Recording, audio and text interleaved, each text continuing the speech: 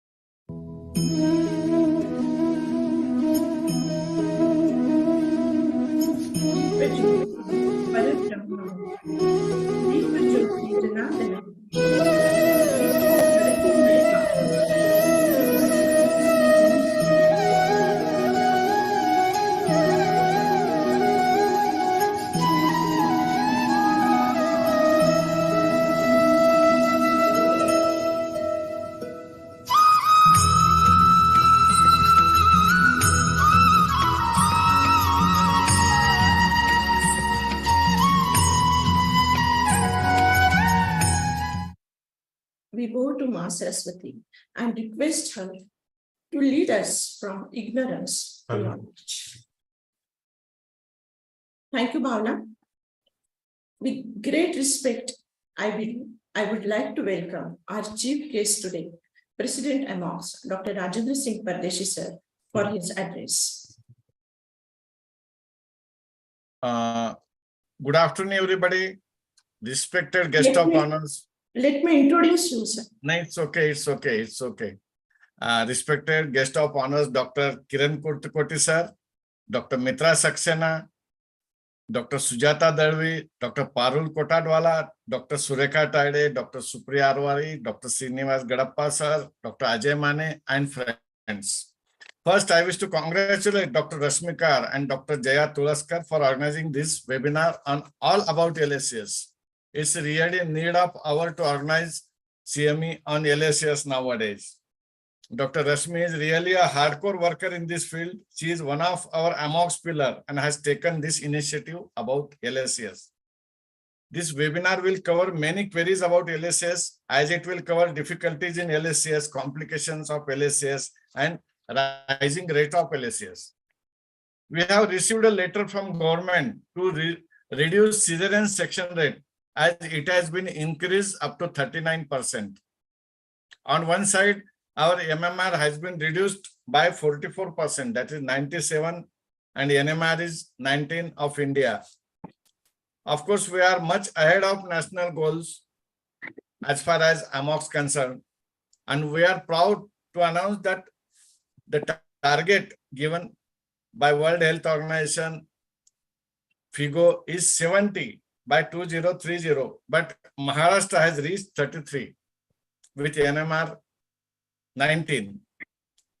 So due to improved technology, anesthesia, blood bank facilities, cesarean section has become an easy operation nowadays. Rather than to naming as operation, all should label it as a procedure to relieve a mother and for betterment of fetus. Then rising cesarean section and all that problem will not arise. In the government letter, it has been mentioned that some NGOs they are complained about increased rate of cesarean section rate. Now our Maharashtra MMR is 33, NMR is 19. So now I am in dilemma whether to appreciate amongst members and co-workers or to listen those NGOs who are not at all concerned with normal women's related to healthcare, delivery system or obstetric practice. See, we are always telling these representative or any member of NGOs to go and sit with the obstetrician in labor room, not from outside. If they will sit there in labor room and observe for 24 hours, not 1 hour, then they will come to know the difficulty of obstetrician and our members and the ground reality. But they just want higher rate of normal delivery. Normal name to delivery process is wrong only. We are telling them ki normal is wrong. Ask any mother, she will never say delivery process is normal. Ask any mother.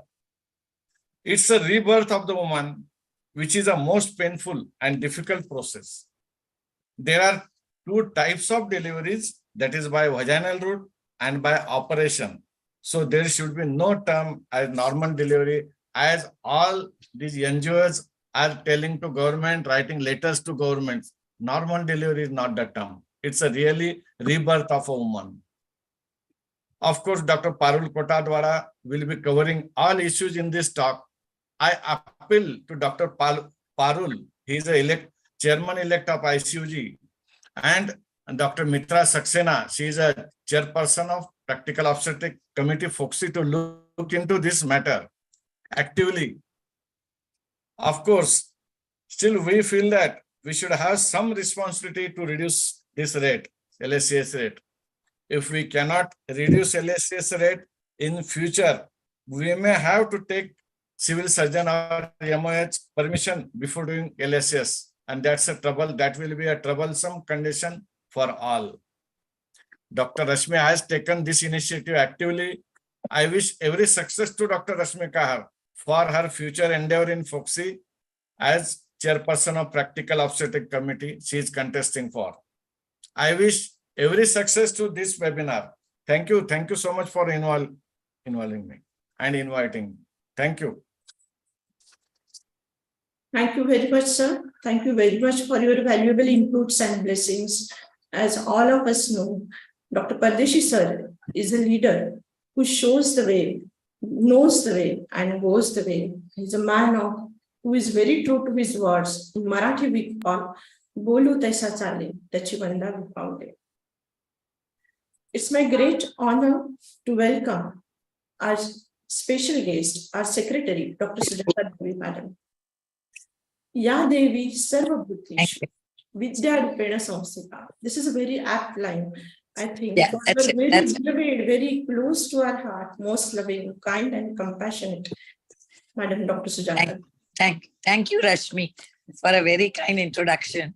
It's my great pleasure to have come for this AMOGS High Risk Pregnancy Committee webinar series. Especially, it is known as an UVA HRP webinar number 2. And for this, I would like to give credit to Dr. Rashmi Kahar for arranging all this.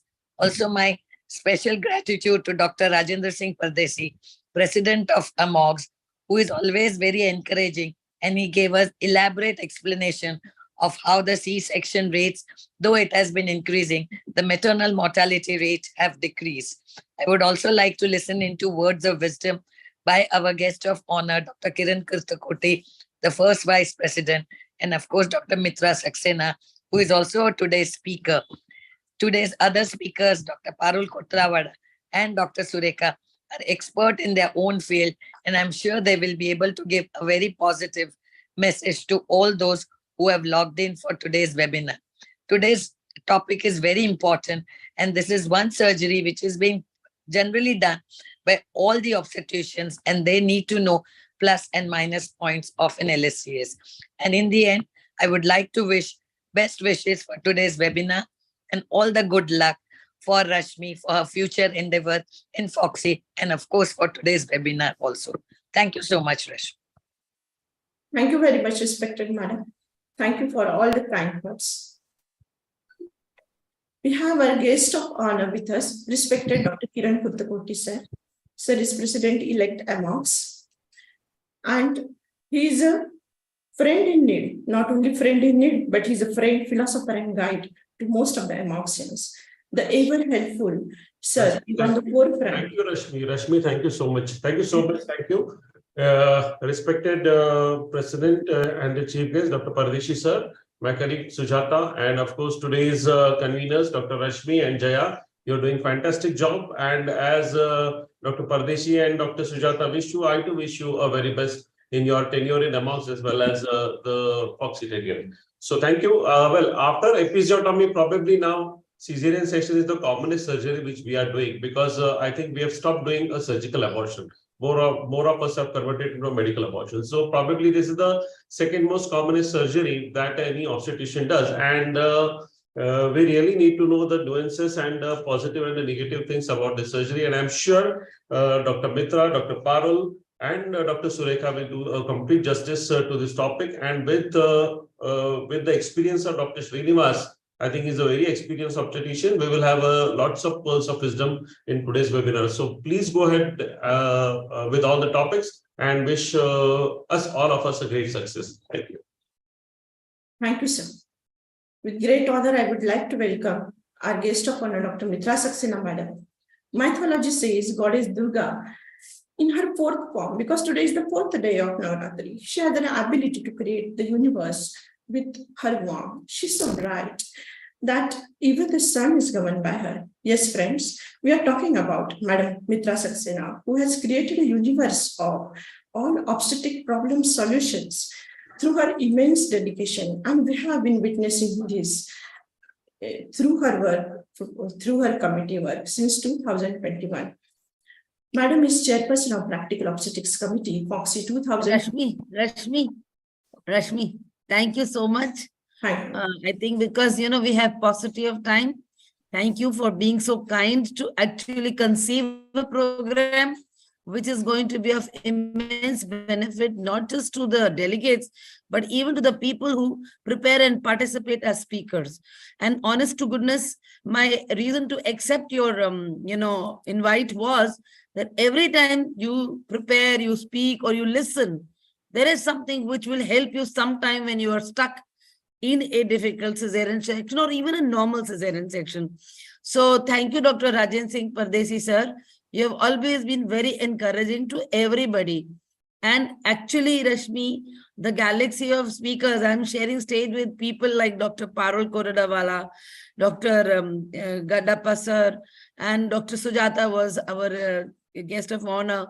All are those who are senior to me and even those who are junior to me, Dr. Rajan Singh, everybody is doing cesarean section. So I believe every case of cesarean section is as important as our first one or our toughest one. So I will say the rest in my talks, but all the best to you, Rashmi. Go ahead, dream big, work hard, and be successful. Thank you. Thank you, everybody, all who have joined. Thank you, Dr. Kiran. And everybody, I welcome you all for a good evening of learning. Thank you so much, ma'am. I would like to request Jaya to proceed further. Yes, ma'am. As we all know, challenges are what which makes life interesting, but overcoming them makes it truly meaningful. So it's our first session that is challenges or all about difficulties that we encounter during the cesarean section. So for the first session, we have eminent respected speaker, Dr. Mitra Saxena, madam, and we have as a chairperson, respected Dr. Supriya Arwari, madam. Next slide, please. It's with the great pleasure, I would like to introduce Dr. Supriya Arwari, madam. Madam is consultant obstetrician and gynecologist infertility specialist at Supreme Hospital, Bhiwandi for last 20 years. She is National Coordinator, Foxy Adolescent Health Committee, Chairperson, AMOX Welfare and Cultural Committee 22-24, Secretary of the Thane OBGY Society. She is past President of IMA Bhiwandi, Founder, Chairperson. Thank you. Yes, I welcome you, ma'am, for this webinar, and I will request you to please introduce our today's speaker. Sure. I think, Supriya, just say one share of yours, which you must Yes, have. madam. Sharon. आपके लिए खास share लाया है. Mitra madam, we know, she is like so simple, so down to earth, such a lovely human being. And that's why Mitra madam आपके लिए अर्ज किया है. Irshad. जब भी इन आंखों को आपका दीदार होता है, जब भी इन आंखों को आपका दीदार होता है, दिन कोई भी हो हमारे लिए त्योहार होता है। आप यहाँ आए हमारे CME में वेबिनार में, we are so honoured and I really know that this August gathering does not need any introduction to person like Mitra ma'am, but all the same I'll just quickly go through her CV. If you can display the CV Supriya, for the talk. Ma'am. I'll just say one line. I'm from a small city. Okay, among I'm in a other standalone things, practice, and I am like what most of our Foxians are. I'm one amongst all of you. And आपने मेरे लिए बहुत अच्छा कह दिया कि आपने मुझे एक अच्छा human being कहा है. That is the biggest compliment I think we all, I mean, I have received from you. So if you, my chairperson, will allow me. so much, ma'am. Madam is now Apologies the that I'm Practical not letting you Committee, and read I the think CV, straight away proceed. because really I understand that the delegates who come, we have to respect their time. And Sure, ma'am. So the stage is all yours. yeah. So, okay. So just give me few seconds. I had already. So is the screen visible? Yes, ma'am. Make it full. I'm trying to get to the first slide. And Supriya, you will have Yeah. to tell me. Rashmi, you must tell us how much time we have, because every speaker and the inputs by our respective chairpersons, it's going to be a good learning for everyone. Am I 25, right? 25 to 30 minutes for each talk, ma'am. Okay, okay. So, okay, very good evening, friends. So the topics that have been distributed very intelligently by Dr. Rashmi. The first one, I am the opening batch person, difficulties encountered in cesarean section.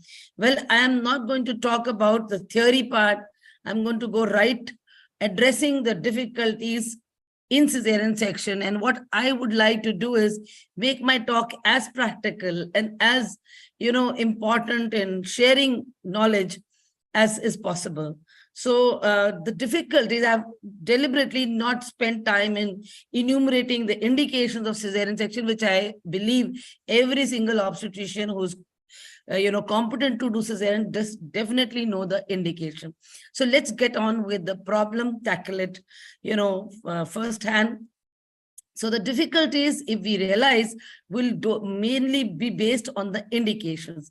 So from opening the abdomen and addressing the anesthesia and the skin incisions, the parietes, the opening of the uterus, extraction, closure, hemorrhage, and closure of abdomen. So we'll all go step by step.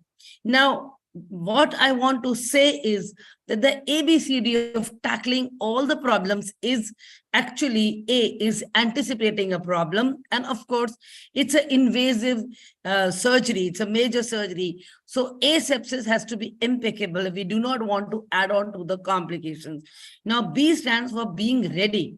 You have to be ready to deal with all types of complications, which could be from having complications of anesthesia, on-table difficulty in opening the abdomen, hemorrhage, visceral injury, or anything which is there on the table, but which can cause post-op complications.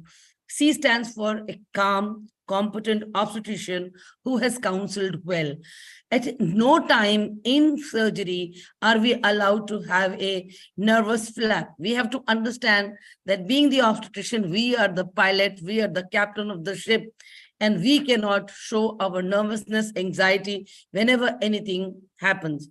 And D is documentation or debriefing. These all ABCD are very important to avoid complications, and if there is a complication, to tackle them very intelligently. Now, I'm just going to enumerate that as per NICE guidelines, the category of cesarean section is extremely important to understand. That category 1 is where there's immediate threat to the life of the woman. If we do not do an immediate cesarean section, the woman or the baby or both are likely to die.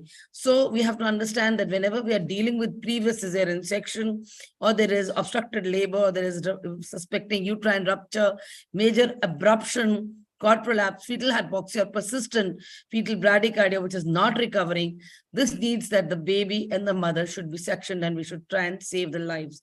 Category 2 is where there is maternal or fetal compromise, but which is not immediately life-threatening, but yes, you cannot sit over it for a longer time. Category 3 is that it needs an early birth, but there is no compromise. Category 4 is where it is of convenience to the healthcare provider, the woman, and all those more cesareans, or where it is indicated it's not an emergency at all, it's an elective cesarean. Now, in my presentation today, as I have already listed out, we can encounter difficulties in all levels. So we'll keep going step by step. We'll try and understand the methods of tackling each situation, share the important practical tips. And friends, over the last 30 years that I have been practicing by myself, there are so many points which we learn. There are so many cases which come to our mind when we are recapitulating all these practical tips. And of course, wherever possible, I'll be sharing you video demonstrations, which have been very graciously shared by my colleagues. So let's come on to the first step is anesthesia. I'm not going to go into the detail because every level actually can have a full webinar on that, but suffice to say that we are all going for regional anesthesia, an epidural, which has been given for pain relief, will suffice for cesarean with the top up, or a spinal anesthesia. But then there will be conditions where you have to think of general anesthesia. And to recount, it is cord prolapse, placenta accreta syndrome, or where there is coagulation derangement, where I think to start with the general anesthesia, with the surgeon completely scrubbed and ready to take out the baby, cleaned and draped, because here no time can be allowed to be wasted in changing positions, cleaning, draping. We have to understand that the time is very important in these choices. Now, coming to opening the abdomen, we have to understand that with different indications when we are doing cesarean, we cannot have one shoe fits all. Like it cannot be always a Fannin steel, which is a bikini scar, and we do it. Suppose we are doing it for a second stage cesarean section, and we are thinking in our mind to do Patwardhan. I would say don't go for Fannin steel, go for Joel Cohen, which is at a higher level. Similarly, we have planned a myomectomy with the cesarean, and it will be important that to even take out, exteriorize the uterus, we may need the incision to become bigger. So we have to plan for mylards.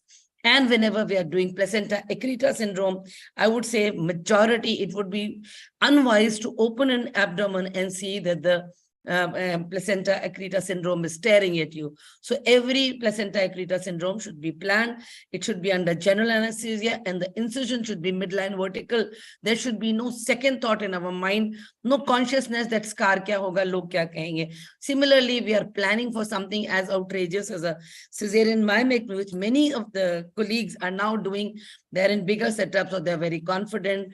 I would say that plan your incision, the level, the size, and what direction you should open the abdomen so that you are not stuck up in a difficult situation.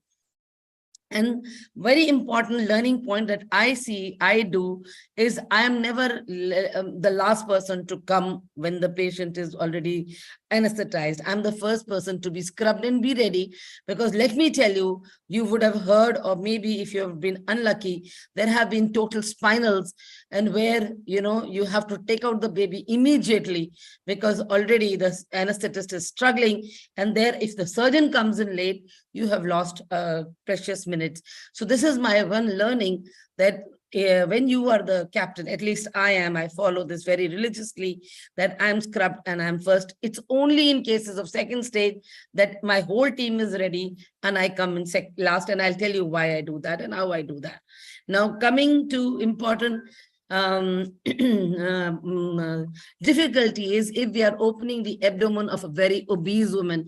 Nowadays, with high BMI and IVFs and late pregnancies, friends, there is a very important call coming. I'll just, 1 second. Kavita, I'll come back to you. I'm in a webinar, please. Sorry. So here in obese women, this is an important point. And here also it's important that your table, the hydraulic table, has to be really good. There should not be any mishap when a patient who is very weighty, when she's put into a dorsal position and the table just collapses. So that could be another difficulty that can arise. And our choice of incision, here it is important to realize that a high Fanon steel with an extra assistant is what is very, very helpful. Kavita, I am in a webinar. I am giving a talk. I'll talk to you later, please. And here another learning point is that please do not look at the watch.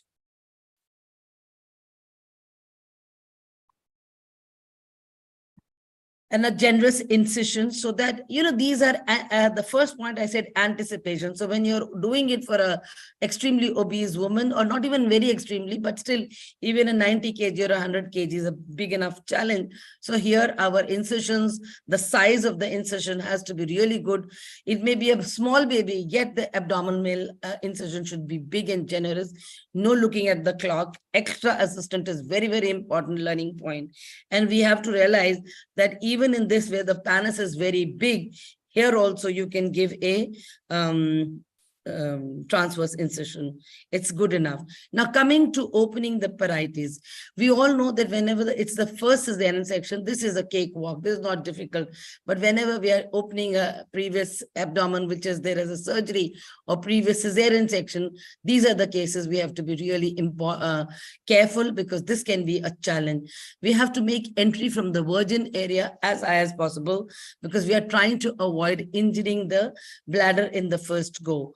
Adhesiolysis has to be done layer by layer using sharp dissection. The principle of traction and counter traction, and that works very beautifully. And only thing is that you have to avoid injuring, opening the bladder in the first go. What I'll be sharing a beautiful clip which has been given by our colleague Dr. Aruna Nigam and courtesy Dr. Manjupuri. So this is a case where there is adhesion. The sheath is totally plastered to the rectus muscle. Electric cautery is being used, and I personally don't use that. I do this job with a scalpel, but you'll realize that how both the rectus muscle and to the underlying tissue, everything is plastered. So here again, we have to be very conscious that we do not injure the bladder while we are doing this. And sometimes you'll see that even the peritoneum is stuck to the anterior surface of the uterus. So there, how will we come to know if after opening while we are trying to open the peritoneum, if there is extra bleeding, it means that we have gone into the uterus, because normally peritoneum is never going to bleed. So here you see how traction, the upper end of the sheath is, pulled, and you're trying to make place between two hemostats. And here, what is important is that there's no hurry. There should be no hurry in opening the parietes, the abdomen, cutting through. Sometimes we see that the lower segment is totally, plastered. The UV pouch is totally plastered over the lower segment. And sometimes even, we may have to do an extra peritoneal cesarean when the UV pouch is totally plastered and bladder is not actually coming onto the uterus. So we have to take these intelligent decisions. And only point here is in opening the parietes, we should not, and best is to open the peritoneum as high as possible. Previously, friends, when we're doing a cesarean by vertical incision, we used to take the incision still higher up. But now we have realized that we can do even extra peritoneal in such situations where the bladder is low down, the lower segment, you just have to, identify it, and you have to actually denude it, and then you have to open it even extra peritoneally. Here, again, while opening the muscles, see here, now you see, actually the peritoneum is plastered to the anterior surface of the uterus, and that is why she's bleeding so much. Here again, it will be really important to cut the muscles between two hemostats. So see how care is being taken that from, while we are incising, We are not opening the bladder, staying from, dissecting up, and now increasing the space by cutting the muscle between two hemostats.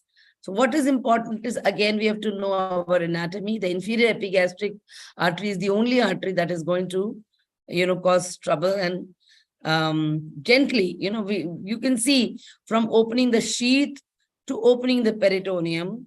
And right now here has to be very careful that we don't open the bladder from outside.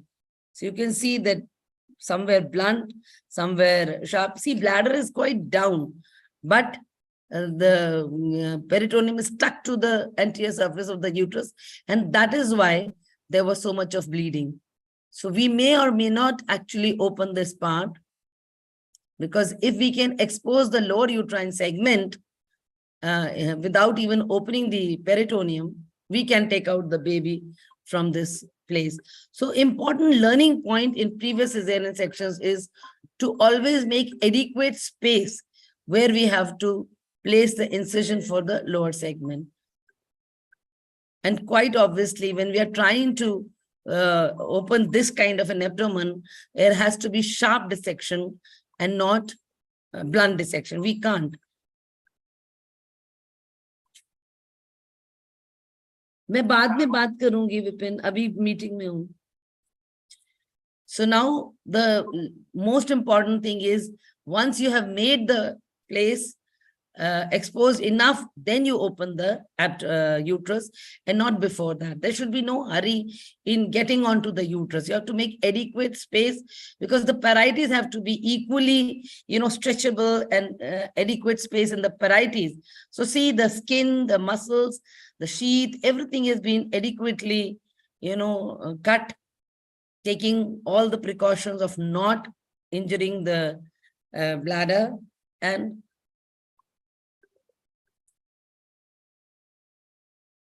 Vipin, मैं meeting में हूँ, please अभी बात नहीं कर सकती.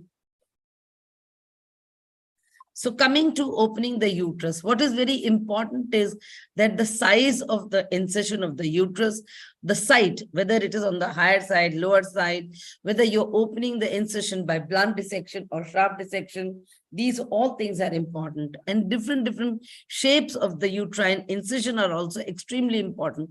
The classical opening is a transverse or a curvy linear incision, but we have seen that the J-shaped, U-shaped incisions all are important. In transverse lie, in breech presentation, a J-shaped incision or a U-shaped incision is extremely important, because it gives flexibility to the size of the incision without it extending into the lateral part and injuring the vessels.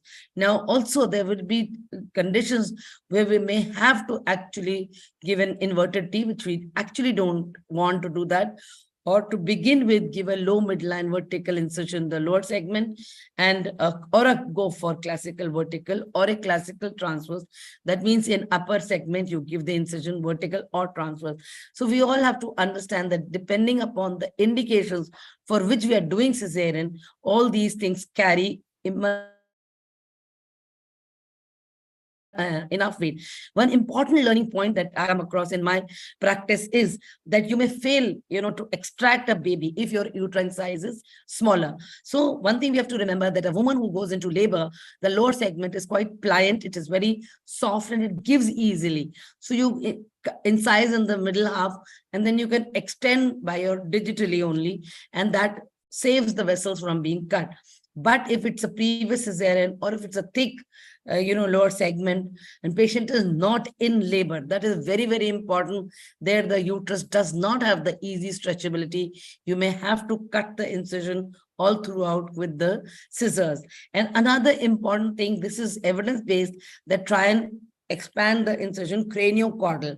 This is what the literature says, but practically I have found that craniocaudal is not so easy. I'm not comfortable with it. So whenever I have to extend with my fingers, I still do transverse extension, and we find that very convenient, and our uterines are saved. So what important learning point is, what is the site of this incision? What is the size, which is very important, whether we are opening it blunt or sharp, depending upon what kind of uterus we have, what kind of thickness of the lower segment it is, and then the shapes of the incisions. And the most important thing is that we need to do a atraumatic extraction of the baby. So it's very important where and what big size we have to open. Now, coming on to the next point, and that is difficulties in extraction of baby. We all know that if we have to do a cesarean in a free head, that is a very big challenge, as much as a deeply impacted head is also not a simple thing. It is equally difficult. Then whenever we are doing cesarean for malpresentations, breech, transverse lie, or compound presentation, they are all a challenge in themselves. It's not so easy that you just take the patient for cesarean. I said in the beginning, a doctor who's competent, cool, and has talked well. So again, this is a learning point that whenever you're doing a cesarean in a difficult situation, it may be free head, or it may be a breech or a transverse or a compound or deeply impacted. It will be important that you do not give a very rosy picture to the relatives. You have to tell them that there are chances that there can be a difficult extraction, because people have this mental picture, cesarean ke liye leke gaye hain to koi nuksan to ho hi nahi sakta. That's not the case, especially if a person comes with the transverse lie like a drain and not in labor.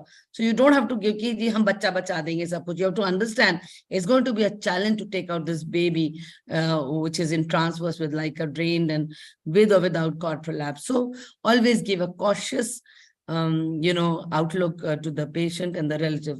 Now, there will be special situations where there is placenta previa, placenta egrata, that I have not included in my talk today because that is a total seminar in its own self. But yes, we don't get to see obstructed labor.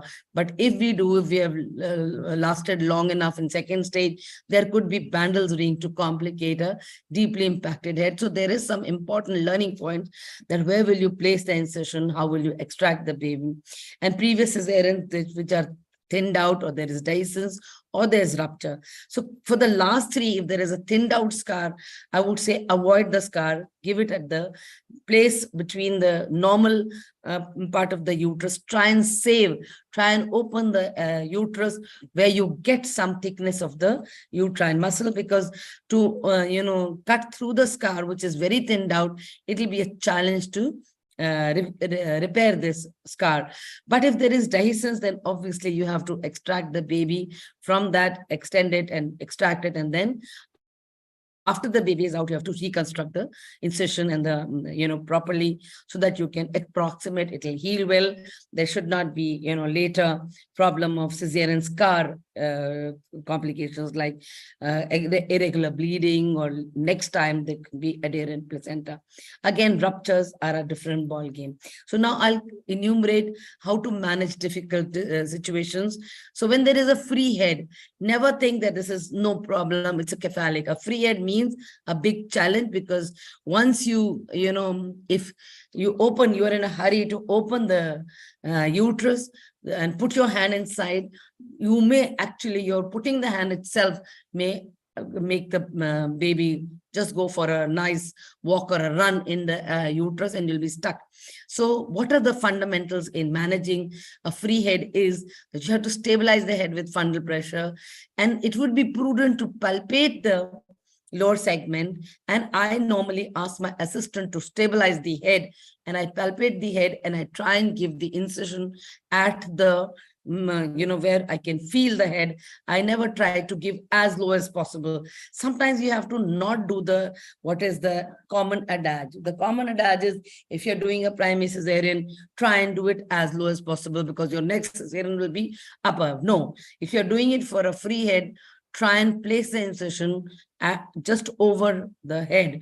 So even if it has to be a little higher, it will be prudent to do that. Second is allow the LICA to drain, and then you extract it as cephalic. The other choices are to do internal podalic version, breech extraction, or use vacuum and forceps. Let's come to, there is an interesting study that if suppose the free head, actually you are not able to deliver it as a head, then don't struggle, because once it goes out of the alignment, you cannot. You have to take it out. And there's enough data to say that if you do a quick, gentle work of extracting it as internal podalic version, the outcome variable, that means the time taken to extract baby and maternal and fetal complications are quite comparable in all the three categories, with whether you do it with internal podalic version or use outlet or vacuum. So this study is quite comforting that it's not, we should be mentally prepared that if we are unable to put our vacuum and all, then we can easily do a internal podalic version. Because I know that lots and lots of years pass till you get an opportunity to do an IP version. But let's not forget that it is very much possible to do it. And this is one of the cases.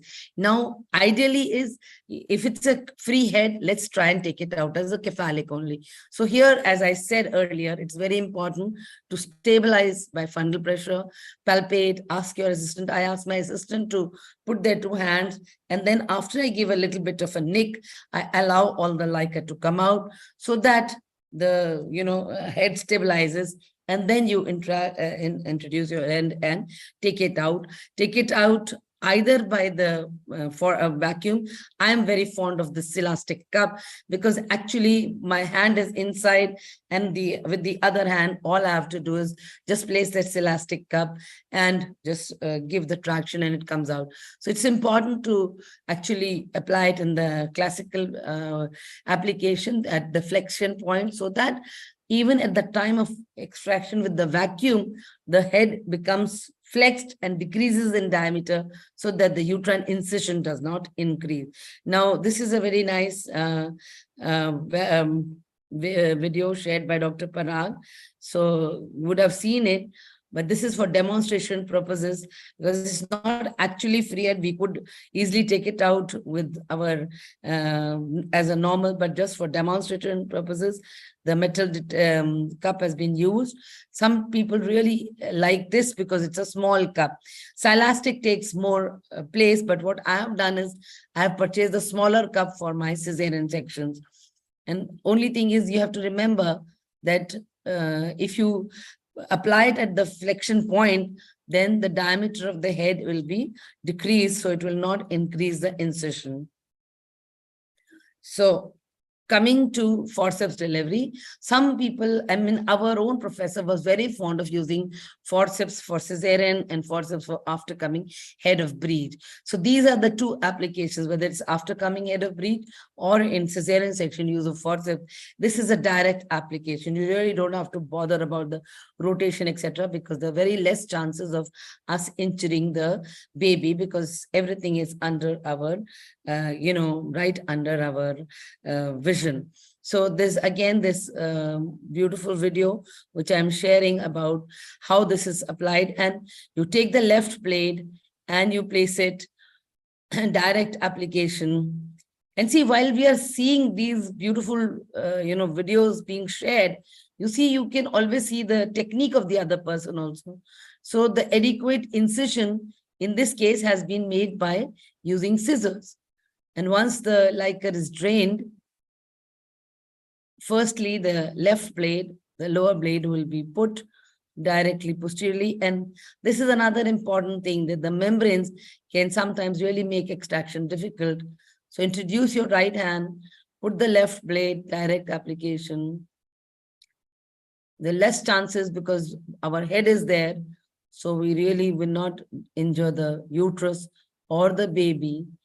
And once it's, put, then the other blade goes in and very controlled extraction is done.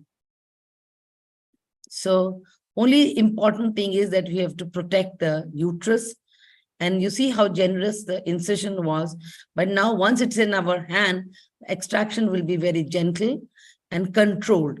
This is again important, and especially actually even in preterm babies, this could be very important because you do not cause sudden extension and there will be chances of intraventricular hemorrhage. So let's get on to the Next, now this is a very, very challenging situation where there is a deeply impacted head in second stage. I personally consider this is the toughest case where we've given a very honest, sincere trial in a primary because we really didn't want to increase the cesarean section, but then here we are stuck with a deeply impacted head in the second stage. So now again, what are the problems? What are the challenges in this? Because the lower segment is thinned out, there is risk of tears and extensions, broad ligament hematoma, injury to the bladder, cervix is taken up. So the cervix and the vagina are all one tube. So if you put an incision, you might as well be actually incising the cervix or the vaginal incision. And because its patient has been in labor, LICA could be drained, and so the difficulty in extracting baby. Having enumerated all the complications which can happen when we are dealing with the deeply impacted head in second stage. So now how are we going to manage it? We all know theoretically that it is either abdominopelvic, where you push from below and extract from above. The other is very much practiced nowadays. All the younger people are very conversant with the Patwardhan technique, and the last is the breech extraction. Now, I'll take you through. This is my favorite. Those who are of my era, they would be very conversant with this push technique, where we push from below and we extract from above. And thank God our incisions don't extend, because there are some very important key learning points. So personally, what I do is, and what is also prescribed, that the head should be made low after the spinal, so that whatever head is going down, gravity will help us in disimpacting it. Secondly, after spinal, this is one place which I said, here my whole team is scrubbed before me, and one of my assistants is also gowned and gloved after being scrubbed. So what I do is, after spinal, I myself put my gloved hand in a cone-shaped manner with full jelly and everything, lubricating it, and then I put my whole hand into the vagina. So the important thing is not push it with fingers, put your whole hand in the vagina, and because the head comes down with rotation, so just derotate it and push from below. Believe me, the pushing of the head becomes so simple that you can actually push it out of the pelvis, and it'll be very, very simple to extract this baby. And once I have pushed it up myself, then my assistant, who's gowned and gloved, scrubbed, puts her hand, I make her sit on a stool, and then I go and wash. My assistants are already cleaning and draping. Then I come and we actually cover up also. And I keep making sure that, okay, the head is up now, yeah. And before opening the abdomen, I always again palpate that, yes, the head has come up and it is palpable at the brim. So basically, if we do the push technique intelligently, it's not difficult at all, because it converts a difficult cesarean into a normal cesarean. So here, then we don't have the problem of, head, the extensions happening, because we have actually averted that by pushing the head up. Again, here, important thing is that don't place your incision too low. Otherwise, you're going to make it a cesarean, cervical cesarean. So this is my personal favorite, but there will be times then it may be a patient who has come from outside the, actually you're having caput at the introitus, and then it's very difficult for you to push this head from below right up to the brim. So here, I would say that the Patwardhan technique, which is very simple, if the back is anterior, then take out both the shoulders and the trunk and the feet, or the internal podalic version, pull down. So they are both very helpful.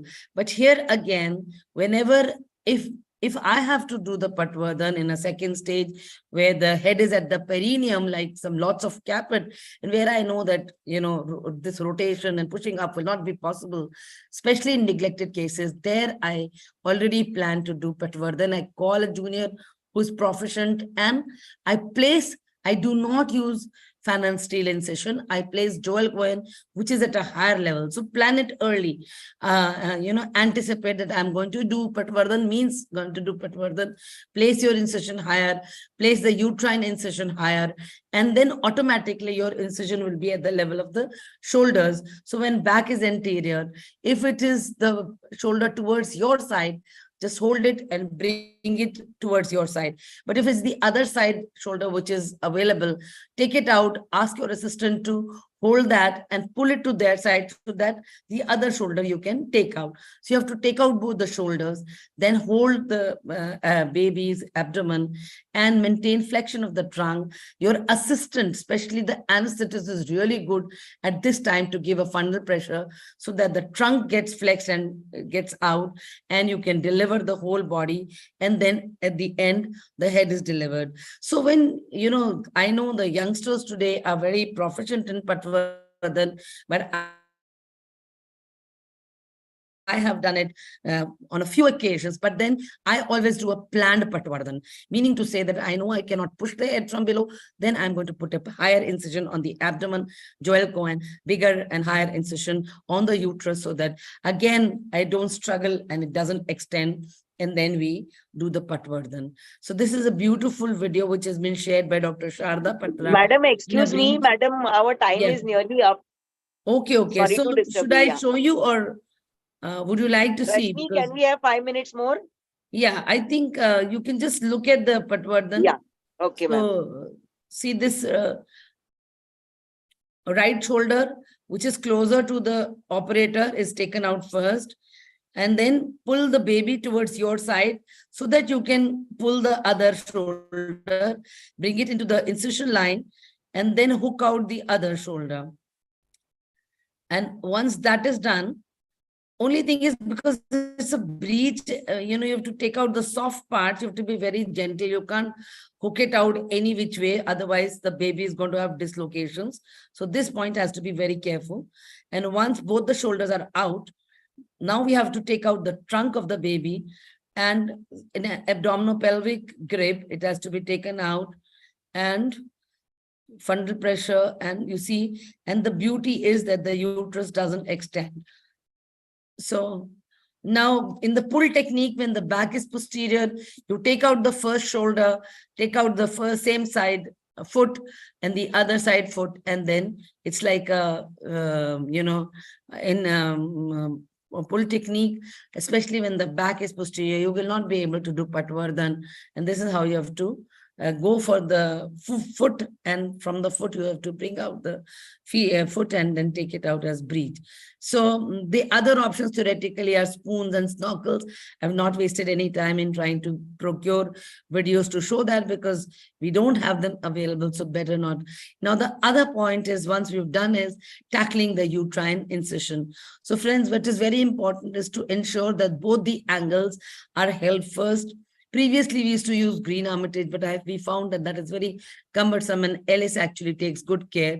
One important complication which can happen sometimes is that the posterior wall of the uterus can get stitched with the anterior edge. So you have to make sure that you're holding the lower uterine segment and not the posterior wall of the uterus, and not closing the abdominal uterine cavity. So now in closure of the uterine incision, we have to understand if there is any extensions. Normally, I don't exteriorize my uterus, but if there is extension, it's better to exteriorize the uterus, because once you exteriorize the uterus, you are lifting up the uterus, so the vessels are pulled and the bleeding pressure decreases. You can visualize the angles well, you can hold the angles well, and then you can actually secure both the angles and then close the uterine incision. So you can use your fingers. If there is a big spurter, I generally, if I don't get any instrument, at least I use my fingers to press the vessel and till I get the Lscs or artery. And to tackle thin lower uterine segments, you have to be very careful, because the thin uterine segment, your needle prick can actually cause holes. So it's very difficult to approximate and close. So here again, it will be important that you hold the lower edge, dissect the bladder as much as possible. And if you can get some muscle fibers, then better to approximate the muscle to muscle and not just the scar tissue. And if there are any oozers, use figure of 8, underpinning and all. I'll not show this video. So on table hemorrhage, we know just 2 minutes more. So we have to make sure before we close the abdomen that there's no welling up of the uterine cavity and the os is open. So very important is to check the neighbors and not injure. Can I continue? It's important, friends. Dr. Kodda वाले first mic is on. आपका mute करो Arun sir mute करो Can you, Rashmi, just mute everybody? So very, very important is to check the neighbors and not injure them. So as I said, that if you are conscious, you are caring for the bladder, and it's better to avoid injuring the bladder. But in case if you have injured it, it's better to recognize the injury and detect it on table and close it primarily. Normally rectum, colon, cecum never get injured, but yes, sometimes in a random case, there may be. So you have to understand that if the pelvis is of one who had endometriosis, you can have all these kinds of adhesions where even the ileum or the cecum or anything can come and get injured. So again, very important learning point in avoiding difficulties is closure of the abdomen. Let's not be in a hurry. Let's take care of every bleeding vessel. And more important is rectus sheath hematomas, especially when you've cut the vessel or you've separated it and there is an oozer. Never think that that will keep quiet on its own, and never use the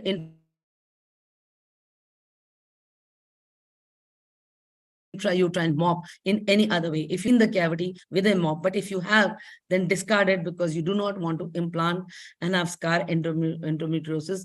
Before closing the abdomen, always make a loud vocal assessment affirmation that the instrument and mop count is done, because on a bad day with hemorrhage, with a lot of flap, with a lot of problems, there can be a problem called as gossybioma.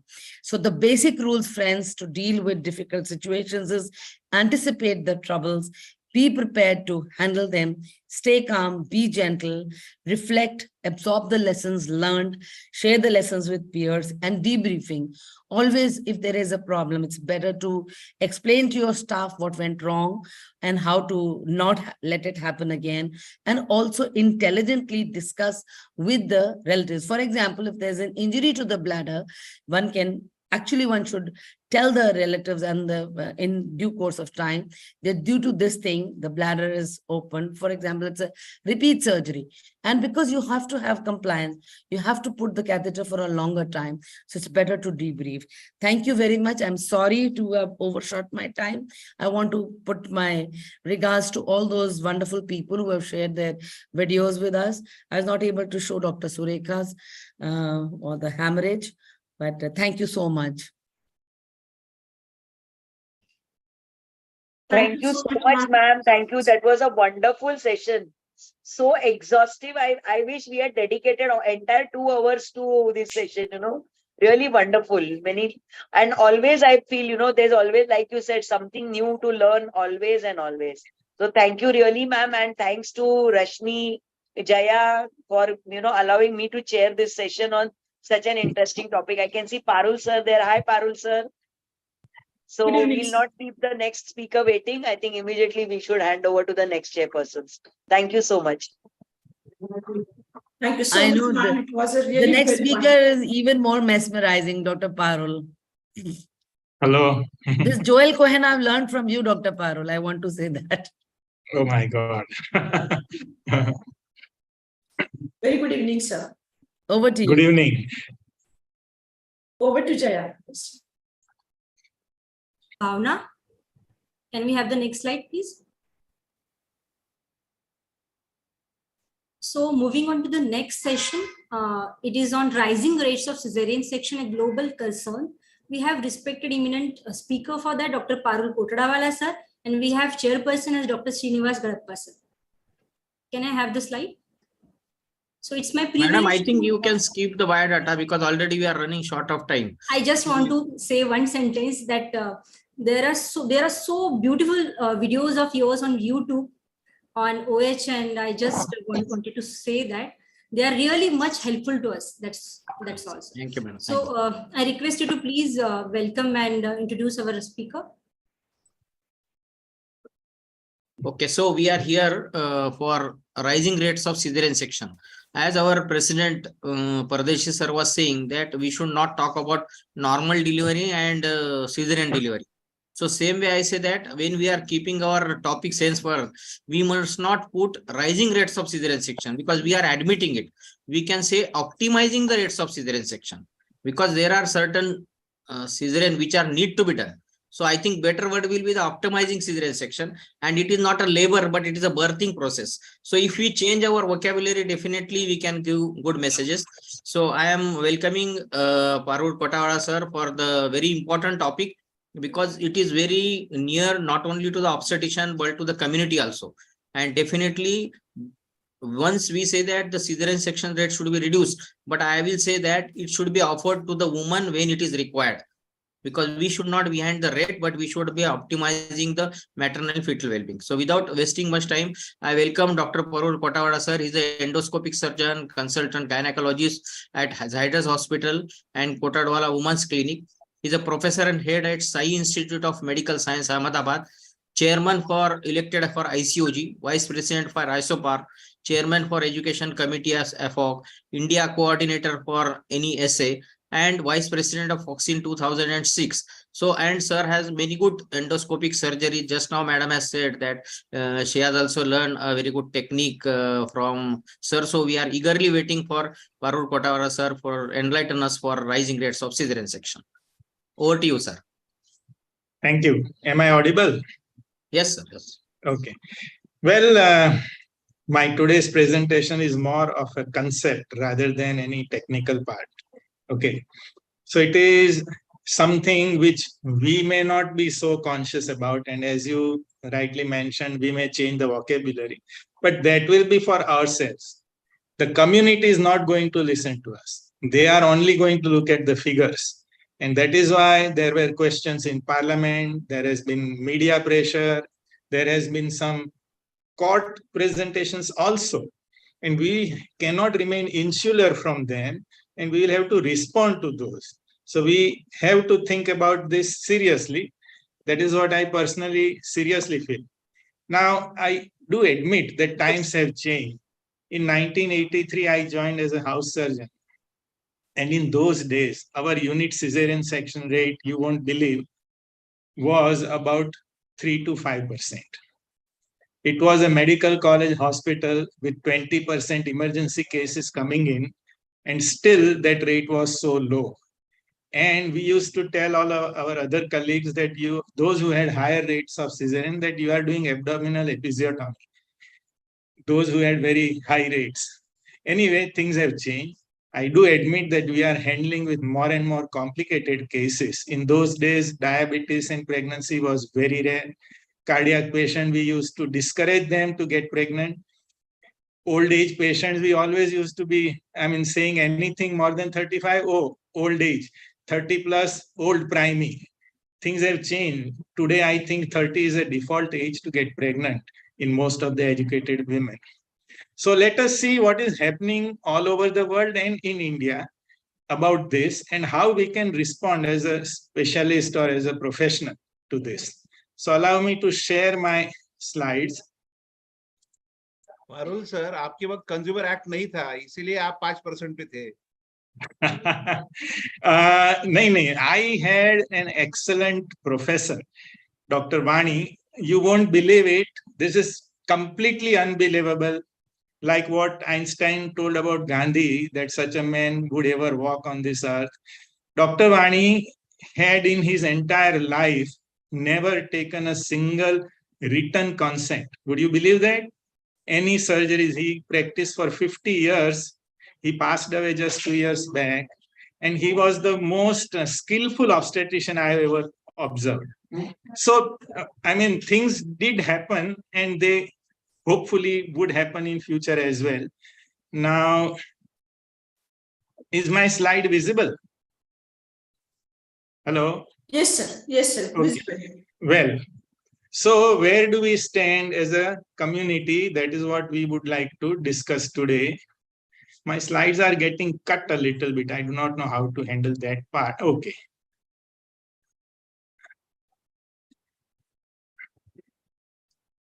Now you all know that cesarean started as a operation of last resort, and initially it was only to be performed on a dead woman in Roman times. From that, it has become an operation of most frequent surgery.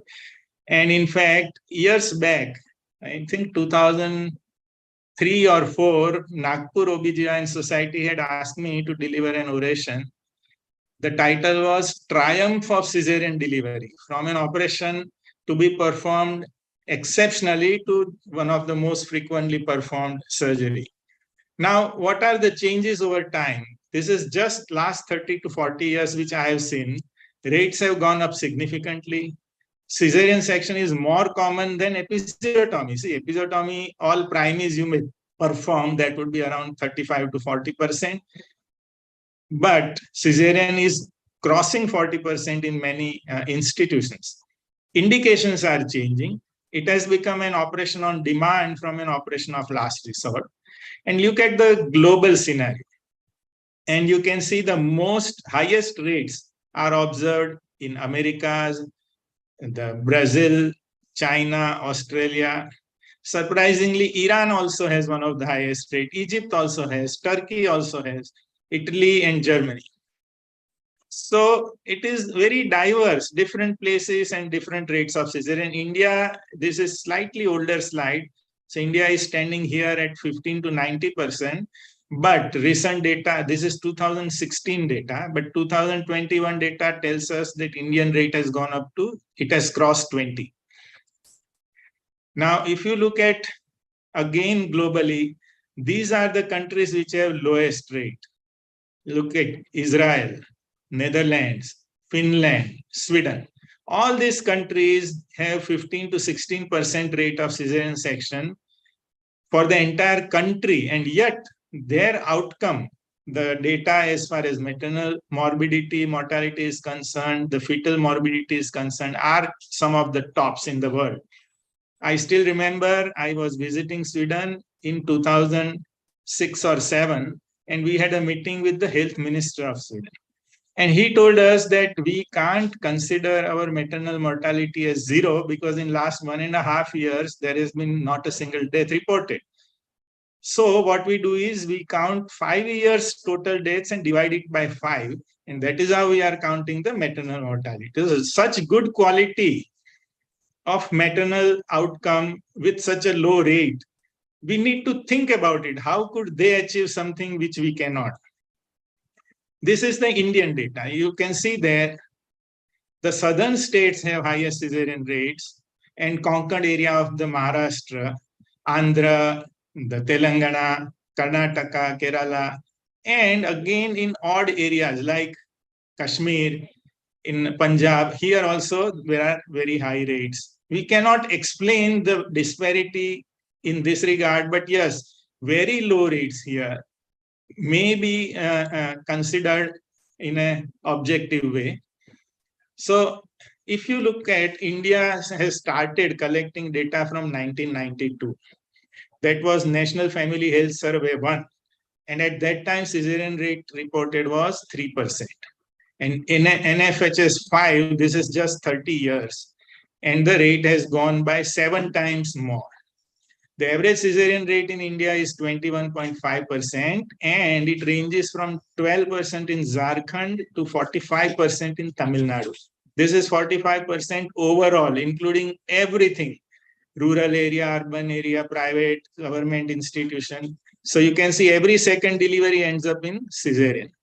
The difference in cesarean from NFHS 1 to 4 shows 7 states had cesarean rate less than 30%. 8 states had 10 to 20%. Sorry, this is more than 30, 10 to 20, and 9 states had below 10. Now, this is not a very good health service. These are all the states where poor services are there and there is no facility to perform cesareans. So if you look at them state-wise, you can see NFHS 1 to NFHS 4, Andhra Pradesh, 35% jump in the cesarean rate from 4.5 to 40%. In Jammu and Kashmir, 5.7 to 27%, 5 times more. Kerala has doubled, 13 to 22. Tamil Nadu, 7 to 27. This is NFHS 4. NFHS 5 is still more. Now, Telangana, you can see not available, 58%. NFHS 4.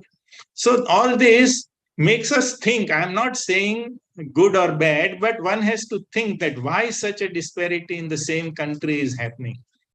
Now, this is Delhi. You can see this is, I believe, urban and rural divide. Yes, rural and urban. So you can see everywhere the rural is much lesser than the urban, but in some state it is significant. Assam, 10% in rural, 36% in urban area. Similarly, Tripura, 12% in rural, 45% in urban. So overall, all India, 12.9% rural and 28% urban, 2.5 times more. Why is it so? See, the needs would be similar, isn't it? So facilities are not there, and that is why these patients are moving to urban area for cesarean section. Then private versus public hospital. You can see here, Chhattisgarh, the cesarean section in public is 5.7% versus 46% in private institutions. So 9 times more. Jammu and Kashmir, 35 versus 75, private sector 75%. This is Jharkhand, 4.6 in rural, public hospital and 39% in private hospital.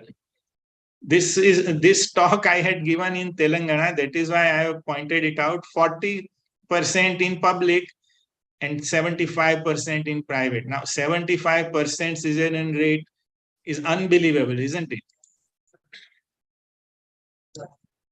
Then, again, this is urban, rural, all India. And what NFHS 5 shows that birth delivered by cesarean, urban 32, rural. So almost double it happens. Now, what does the audience feel? What is the ideal or practical rates of cesarean? I would not use the word ideal because it is situation based. So what I found is that some of the states have this kind of cesarean section rate. This is what the WHO proposed, that anything more than 15 doesn't really help women or the child. And we are all somewhere in between. But I personally feel that this should be the limit, 25%. If we cross that, we should investigate. I'm not saying that right away we castigate the person, but we need to investigate. And if possible, we can reduce the rate. So do you feel the need to reduce? I do not know because I can't get the audience response here. I personally feel that we should reduce it. Now, WHO consensus, this data publicly has been discussed so many times. I would not go into the detail of 15%. But if you look at the indications, more than 70% of indications are these 4: dystocia, distress, repeat CS, and breach. So if we can focus on these 4, we may do some logical way of reduction of cesarean, because all the rest of 10, 15 indications would be contributing to hardly 3 to 4%. Now, if you reduce it by 1%, it would be a very big job. But here, it can be a big response. Now, why do we want to reduce the cesarean? Because somehow we feel that cesarean is safer, it is better. But let us look at the data. 10 times more PPH is reported in cesarean compared to vaginal delivery, both atonic as well as traumatic. Placenta accreta and obstetric hysterectomy, 90% of accreta are in cesarean sections. And obstetric hysterectomy also, you look at the global data, almost 80% plus are in the cesarean cases, not in vaginal delivery. We use more antibiotics in cesareans, more blood transfusions. longer hospital stay, more post-op pain and additions, delayed oral intake, breastfeeding and ambulation, more neonatal transient tachypnea, lung problems, cuts on the baby, asthma and nursery admission. Mind you, all of these have been confirmed and proven by large data. Then morbidity and mortality attached with cesarean. Maternal mortality rates with CS are 3 to 7 times more compared to vaginal delivery. Bleeding from atony, scar extension and hematoma, bladder trauma, ureter damage, bowel damage, higher risk of repeat cesarean. As of today, I would feel that almost 90% of previous CS cases end up in repeat CS. Infection, deep vein thrombosis, pulmonary embolism, all are high, especially in obesity and diabetes. Endometritis, the inflammation of endometrial cavity is 10 to 50% in cesarean versus 1 to 3% in vaginal delivery. And we contribute more by passing our hand inside the uterine cavity at the time of cesarean. See, that particular habit one has to eschew, because once you put a gloved hand inside and rub around, we want to just look at the tissues left behind and such things, that contributes significantly to endometritis. Depression and costs are, of course, other factors which are more social. Now, this is the data published from England. This is dated, but you can see deaths per million of mothers. Vaginal delivery, 20 per million. Elective CS, 60 per million, and emergency CS 182 per million. So you can realize that 3 times more in elective CS and 9 times more in emergency CS. Now, this is very interesting. Recently, this has been published that when you increase the rate of cesarean like that, at that particular time, you get optimum benefit, that is 15% rate. Subsequently, perinatal mortality beyond this point does not reduce much. Even if we do it for baby, 20% once you cross, we are not doing it for fetal indications, because now perinatal mortality does not decrease. So let us look at it, that why rates are rising. Of course, it is convenience. We want daytime obstetrics. The staff is not available at emergency. Neonatologist also is not easily available. It takes time to put the whole team across together. Then we also feel that there should not be any risk involved. And somehow we have a mindset that vaginal delivery is more risky. It is not so, but we have it in our minds. Both families also are worried and the doctors are also worried. We are worried, vulnerable, because of unexplained things might be happening some point of time, and cesarean is under vision, whether vaginal birth is slightly blinded, you can't see inside what is happening. The time also would not be predictable. Then there are demands from patients. Patients are having fear of pain. In fact, I believe that if we can regularly give pain relief, many patients would end up in vaginal delivery. My hospital, I'm also working at one of the best corporate hospital in Gujarat. Even there, the epidural is not available. So we cannot offer significant pain relief, and that is one of the biggest worry of current day young women, educated women, that they may not be able to accept the pain of labor. Then there are people with auspicious day and time. Then we are also worried about litigation. I think that was a point put forth. Maternal conditions like old age, obesity, GDM, IVF pregnancy, all these factors contribute to higher rate. Then certain fetal conditions also, prematurity also. And then, of course, the last line is more coming up in media: costs, income, doctors, hospitals are greedy. This is what the media is stating. However, we should not accept this. We need to counter them with logical arguments. Time and convenience are two crucial elements, and globally data tells us, country-wise, I have seen Greek data, Italian data, that maximum cesareans are occurring between 8 to 10 in the morning and 4 to 7 in the evening. So that is the time either to come into the hospital or leaving the hospital. So if patients come together late night, we just tell them keep her, and in the morning we will take the call. Similarly, while we are leaving the hospital, we will take around that these patients are likely to end up in a surgery in middle of night, might as well finish it off. This is not for India, not for particular institution. This is global. Genuine medical uncertainty about the health of fetus. If patient keeps on asking us, doctor, baby should not have any problem, are you guaranteeing us? And that is where we feel uncomfortable to truthfully answer her. And that may push us to do a cesarean. Charges. See, this is very interesting. Media also tells us, and people also feel so, that cesarean is costlier, and so doctors are pushing us for cesarean. I was working about 15 years back in Sterling Hospital, which is again a corporate hospital. At that point of time, that was the largest hospital in Ahmedabad. We proposed that at 6 months of pregnancy, patient has to choose. One was a charge which was less than cesarean and more than vaginal birth, something in between. And if patient chooses that, whatever the mode of delivery, the charge would remain same, so that that argument of earning more does not exist. As against that, the routine. Why 6 months? Because if near term already a cesarean is in offing, patient may opt for this.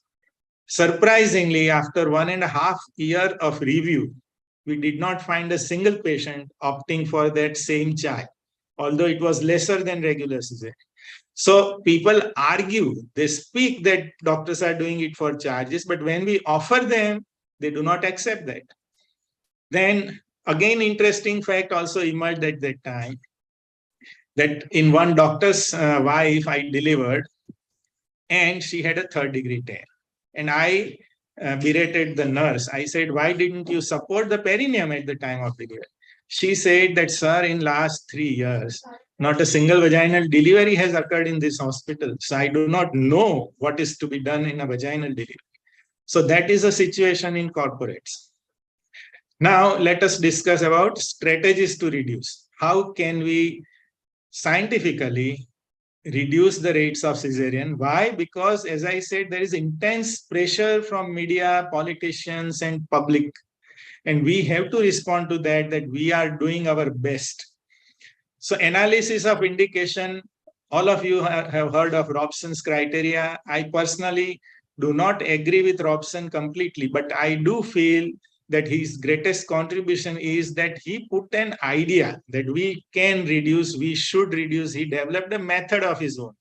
His method is for UK perspective.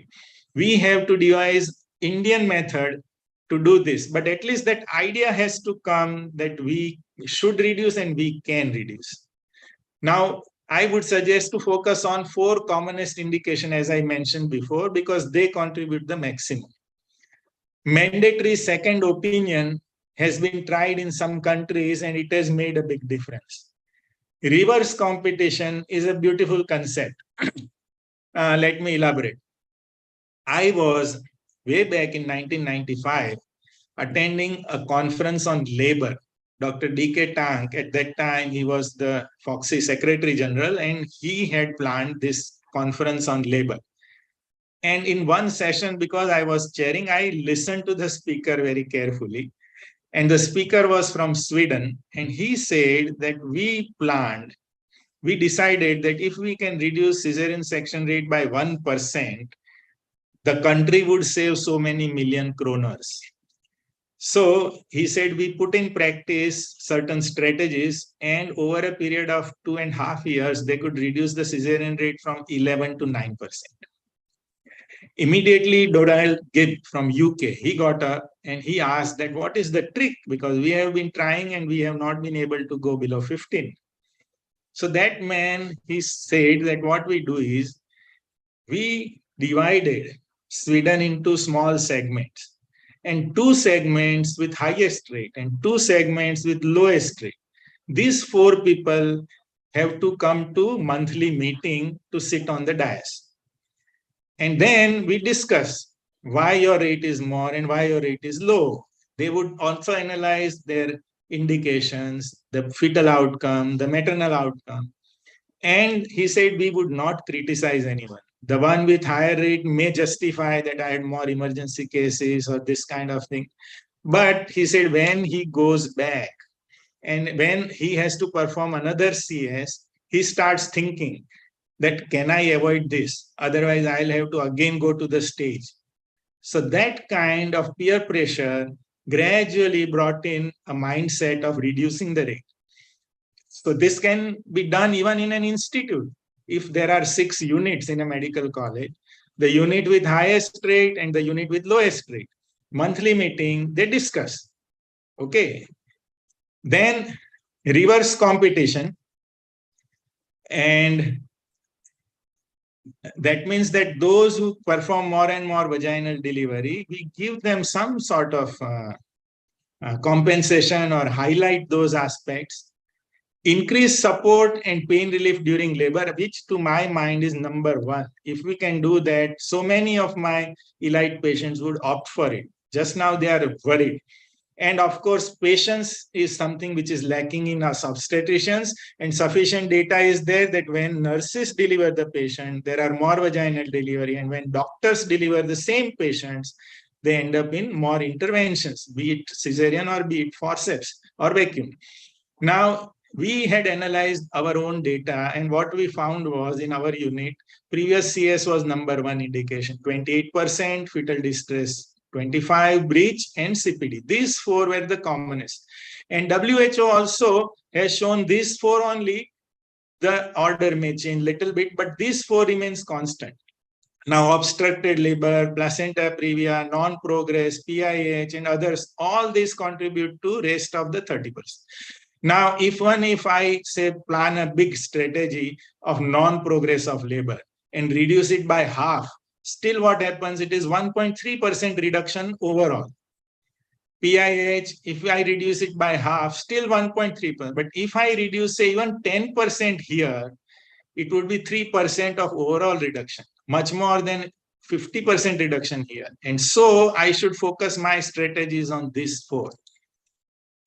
This is WHO global data, 80% cesarean, previous CS, CPD, fetal distress, and breech or other malpresence. Here the CPD comes second, whereas here the fetal distress was second. Now, each of these, if we take, ACOG position was that vaginal birth after delivery, cesarean, is preferred over repeat cesarean. Vaginal delivery has fewer complications, less risk of infection, lower maternal death, shorter recovery time, and more fulfilling birth experience. And 60 to 80% of women who try for vaginal birth after 1 or more CS are successful. In our own unit, Dr. Jagruti, I can give her name. She is now associate professor in VS Hospital and Medical College. Her dissertation was on vaginal birth after previous cesarean, and 60% women with previous CS for CPD delivered vaginally. Overall, 68% was the success rate. 30% ended up in repeat CS. And then there is a scoring that if these 4, if you look at it, previous dysfunctional labor, no previous vaginal delivery, non-reassuring fetal heart rate tracing on admission, and labor induction. If these 4 are there, then cesarean success of vaginal birth is less. But if all these 4 are absent, then very high chance of successful vaginal birth after previous cesarean section. So once a cesarean, always a cesarean was way back in 1920, Denman proposed that thought. But now we can say once a cesarean, always a controversy. Either way, there are arguments. And so what we should do is prevent the primary cesarean. If we can prevent the primary cesarean, this entire controversy can be given up. That brings us to the other 2, CPD and fetal distress. Good clinical practice and partogram will help us in CPD, giving time. And now we do not have cutoff of 2 hours for prolonged second stage. If mother and baby are well, then we can go beyond 3 hours also in primary women during second stage. And judicious use of oxytocics can help.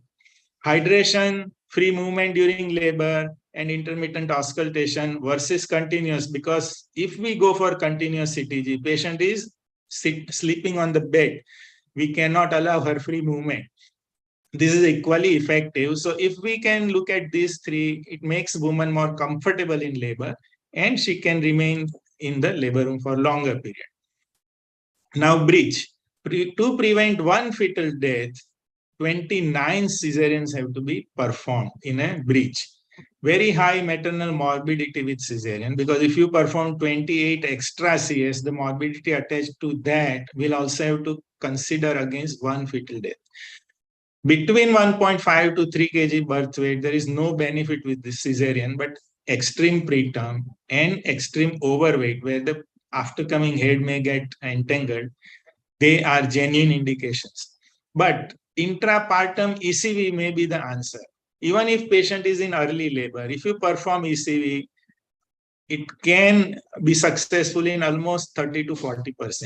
But unfortunately, ECV is tried only in 33% of breech cases.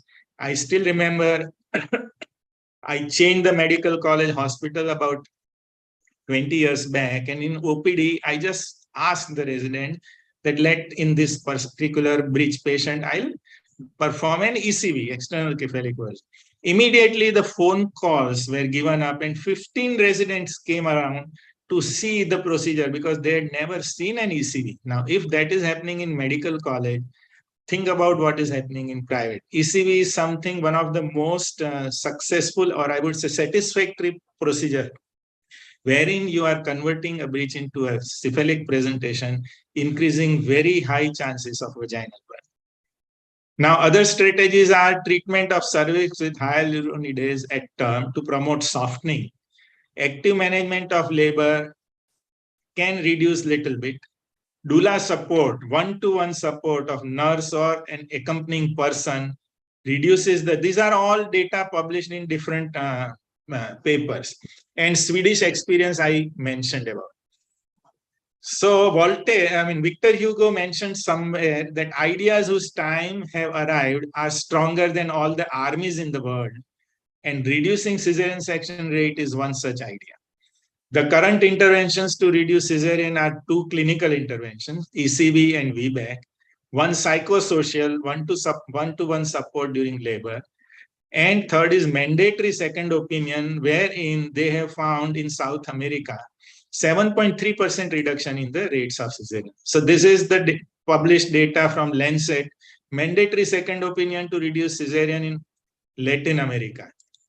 And what they found was that significant reduction, almost 7% reduction they found by making second opinion mandatory. This is what Robson has mentioned, and I'm not going into the detail of that, but I would like to draw your attention to this.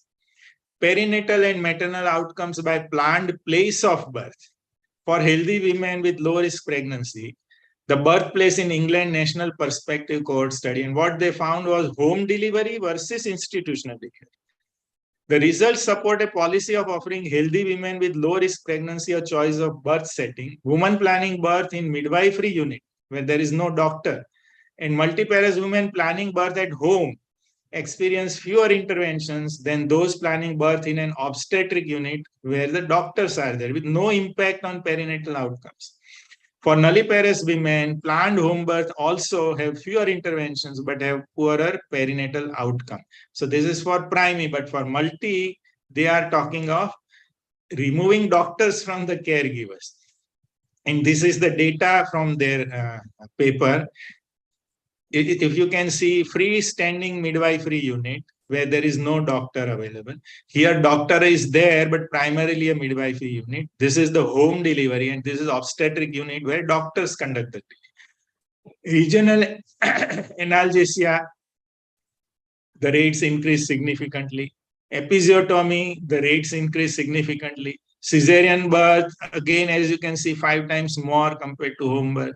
Instrumental delivery again increases. So everything goes up when you bring in doctors. This is their data, and they are now discussing that should we remove doctors from obstetric unit. I am not agreeing to that, but I'm just bringing it to your notice. This is from that particular data in USA, the editorial board took up the idea. Are midwives safer than doctors?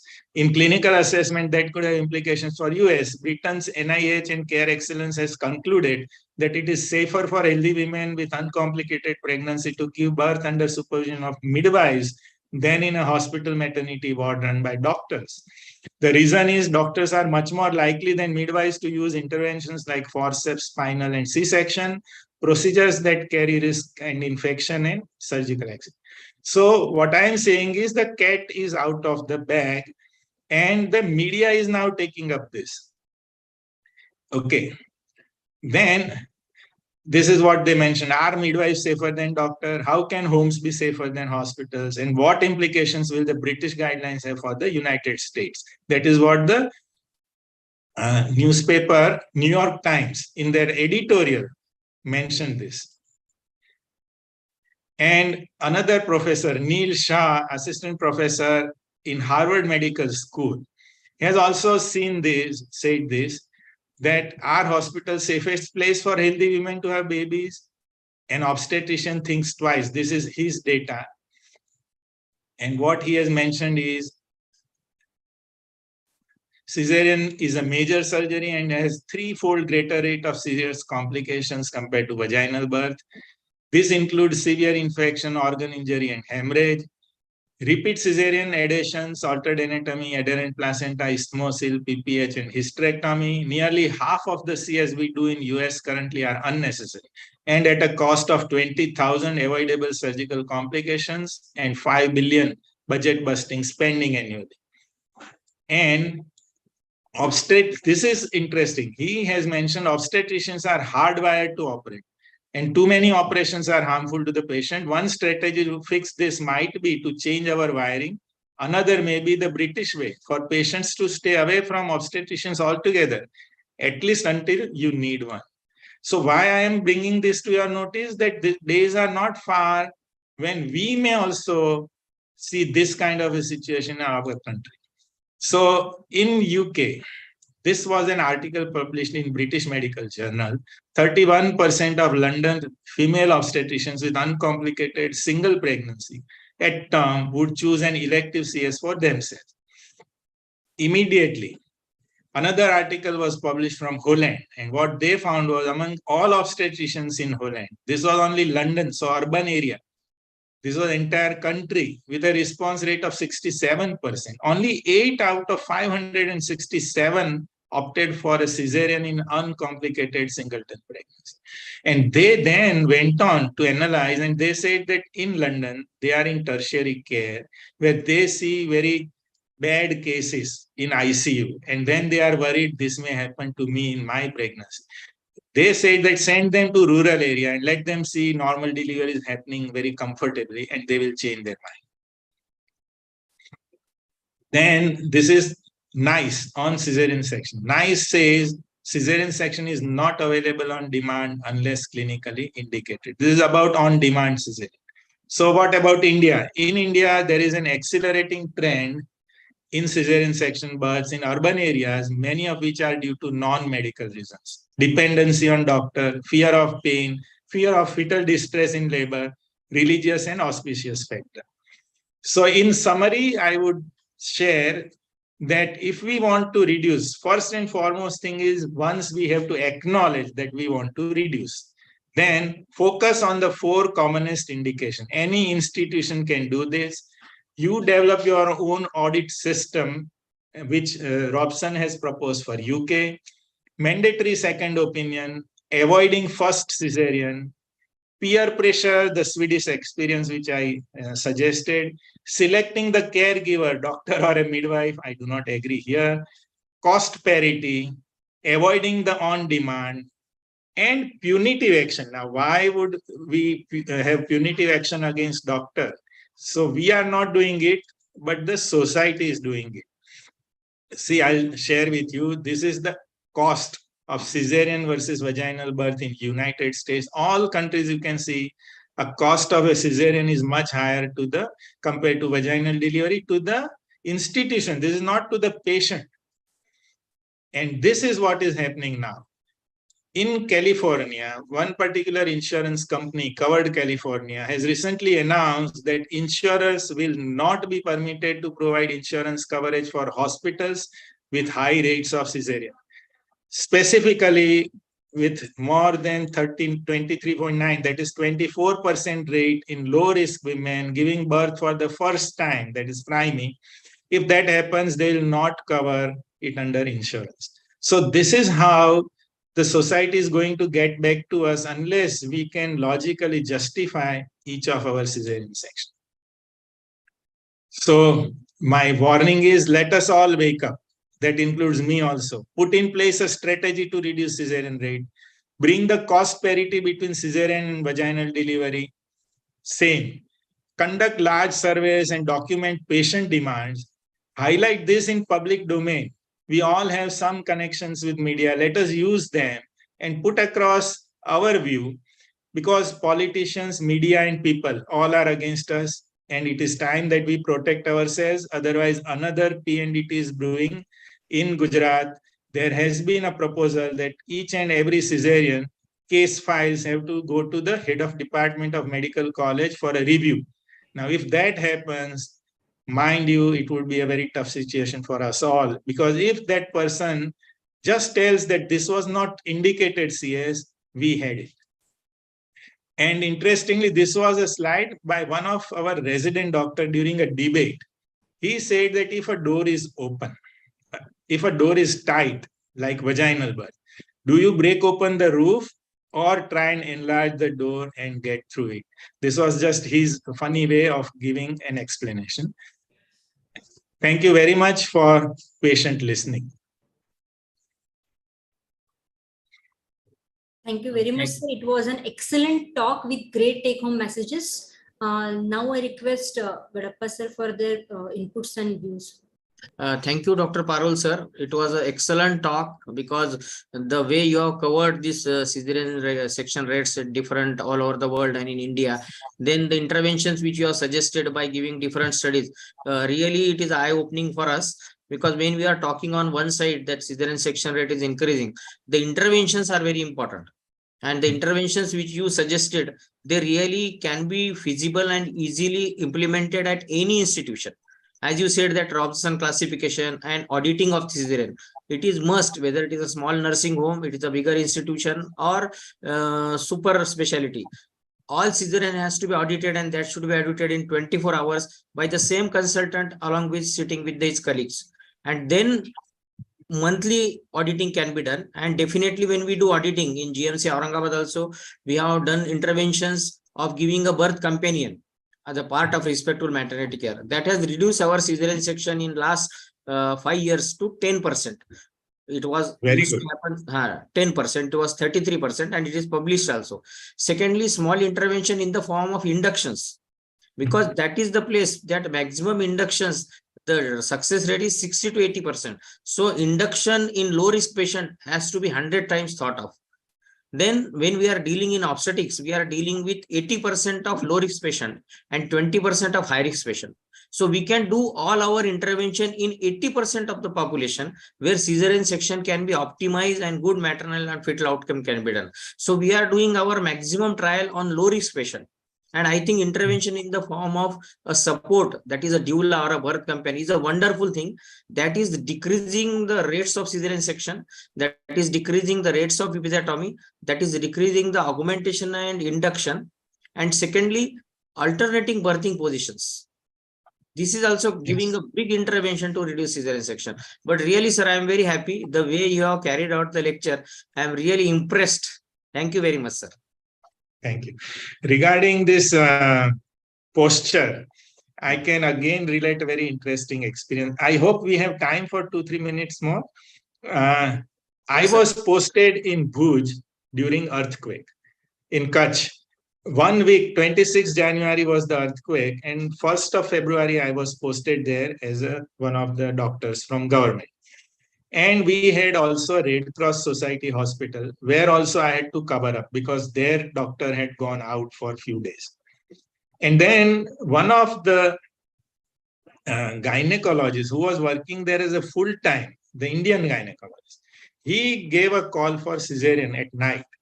And I was having dinner with other colleagues, and one midwife, she was from Norway.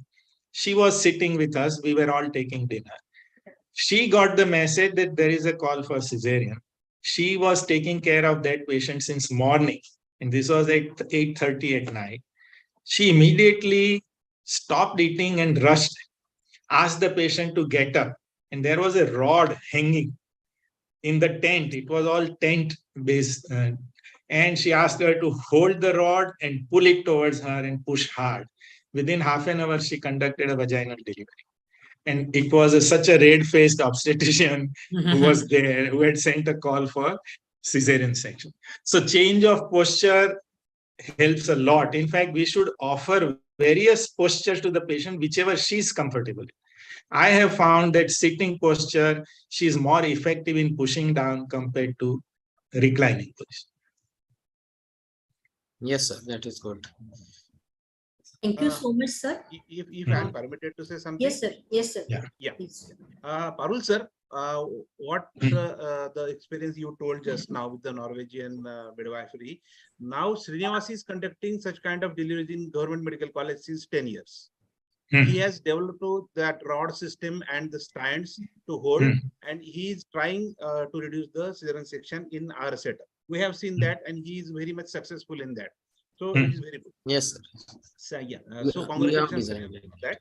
And second thing, I must say that one of the retired midwifery from London, she has confessed after her retirement, we have lost so many women in the want of reducing the cesarean section after retirement. The basically people ask why you are saying now. So I am retired. So I am out of the burden of the that nokri and everything. So there is nothing mentioned about the complications in the research which you shown. Second, okay. Third thing, just I wanted to ask, who is giving anesthesia at home? 7% you have shown that anesthesia 7%. Those are local infiltration itself. So how it is possible? So it is not possible in our setup, sir. No, their midwives visit home and conduct the delivery at home. Yes, See, yes. Swedish people started, if you look back in the history of midwifery, what happened was that the Queen of Sweden, she died in childbirth. Almost same time when Shah Jahan lost his wife. Okay, this man created a monument, and that man sent 5 healthy women to Paris to learn the art of midwifery. And once they got back, their midwifery association patron is the Queen of Sweden. And they are getting so much support to develop the skills. So their criteria, if you look at healthy young woman, less than 40 years, she can drive a sledge because even in snowing situation, she would go to the home of the patient. All that is now by and large given up because it is all institutional delivery now. But for last 150 years, they were doing all this. And what we ultimately look at is the data. UK point, I'll share with you some details. And they have the minimum mortality of mothers as well as best outcome in terms of fetal in the world. So this cannot be achieved just like that. One big difference is they have very homogeneous society. We have very diverse population.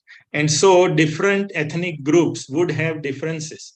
That happens even in big countries like United States and UK also. Whereas in Sweden, that is much lesser. But still we can suppose we can say all white women in UK. And then if you compare the data, still the Sweden data is better. So we need to look at it, that how can we replicate those? About UK, I agree with you. I can suggest 2 cases if you can look up. One is baby Alexandra. If you go for Google and search for that, that patient had a IVF pregnancy, priming. She had a very long labor. But unfortunately, when they were recruited for delivery, they had preferred a vaginal birth.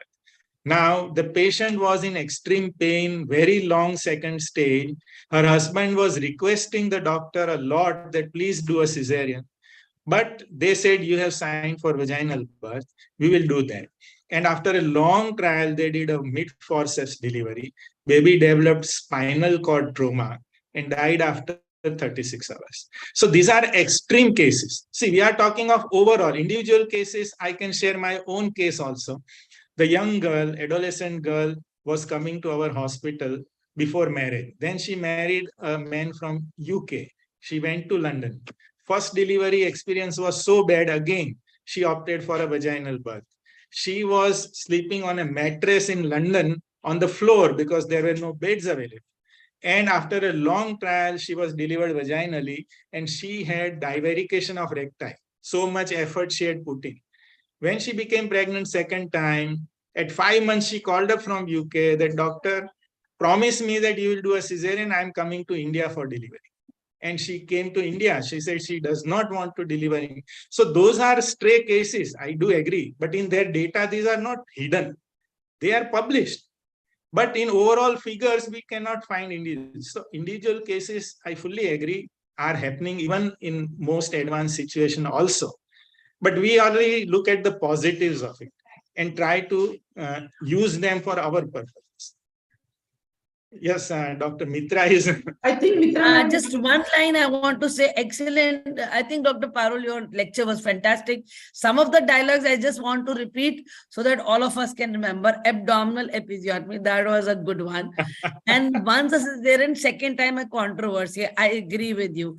Another thing about external cephalic version, I just want to say, last week I was able to do a successful version for a primary, but only because I have an ultrasound in the my OPD. And then when I saw that it was not an extended breach, and of course, sorry, no PNDT person is going to come and catch me over here. But for my own, कि अपने हाथ की सफाई के लिए जब मैंने देखा कि वो फ्लेक्स ब्रीच है तो मैंने बड़ा सक्सेसफुली उसका वर्जन किया. But let me tell you, immediately after the version there was bradycardia. I waited and I waited and waited. उसको admit करके रखा. CT जब reactive हो गया तब मैंने उसे घर जाने दिया. So sir, the thing is this, that in today's scenario, blind versions should not be done. This is my one learning from this one single case, that we should try a version. We will be successful at 36 weeks, even in primaries if they are flex breech, not if they are extended. But if we do a version, we should कहते थे check करो, heart सुनो वगैरह वगैरह. But जब हमारे पास ultrasound है तो वो कर लो. Excellent, thank you. That's enough. And in Saudi Arabia, This is a routine for 7 years, protocol. and all normal deliveries were done by midwives, but in the hospital setting. So the other option is alongside midwifery units, which can decrease the burden. I will not say more. Thank you so much. Already. See, once you press the head hard, bradycardia is going to happen. So in version that will happen, but it will come back. The vagal stimulus will go and it will come back. But I agree with you, it is very uncommon. And I discussed with one of my patients. She again was from UK and came home for delivery. I did a version, and then in the last month, she had gone for a ultrasound. The sonologist called me. Arey Baba, is zamane mein still you are doing version? I said, what is wrong? It has been successfully done. Patient is happy. What is your problem? So he told the patient that only this man is doing it. Nobody else would do it. So we are propagating some thoughts in the minds of patients. But yes, of course, it has to be a deliberate decision with a lot of thought. It cannot be a casual decision. Hello. Yes, Dr. Rajan. It was really a nice talk. Just one point that you told is right, that we have to focus on previous cesarean sections and primary sections should be avoided, right?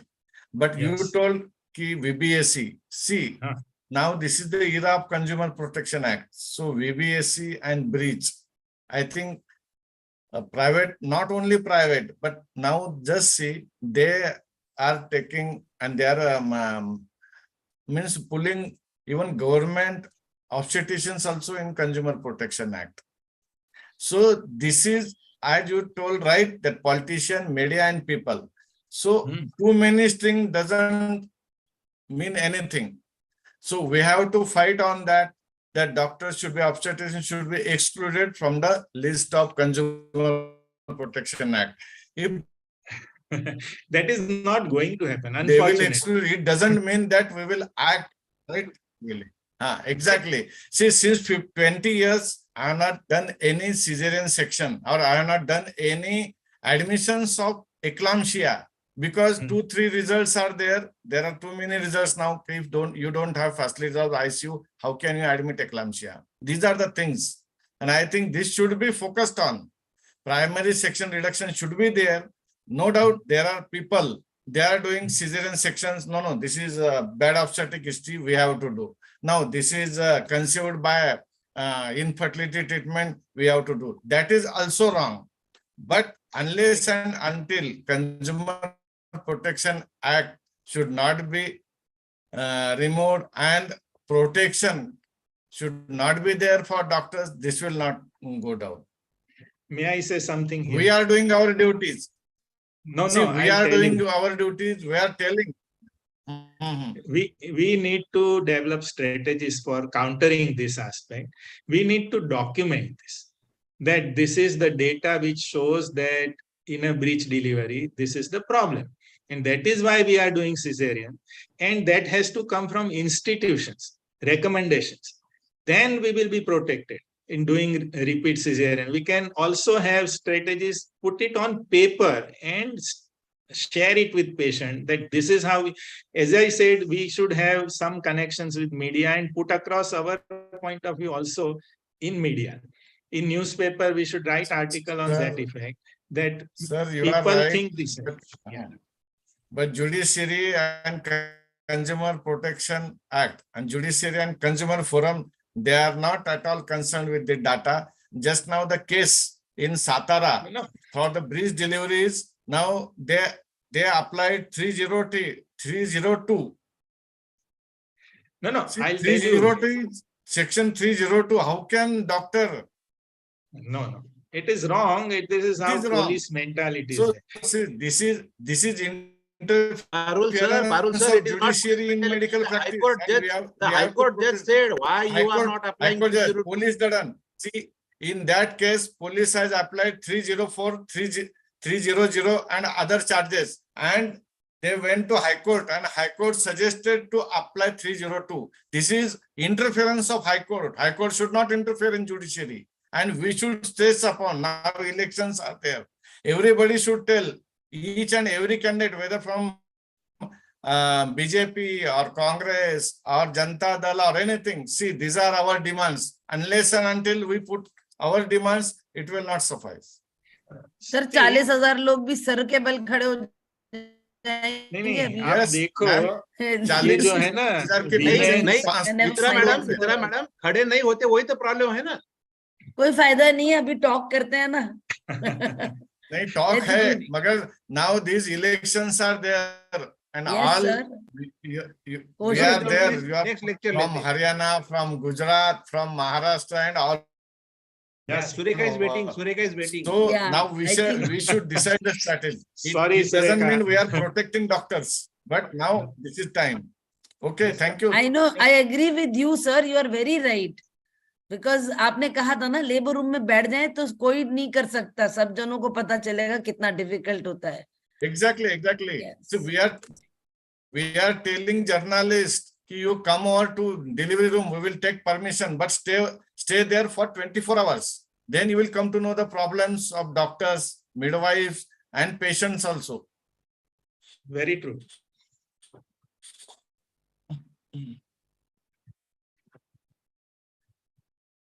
Now moving on to the last and third session. Bhavna, slide please.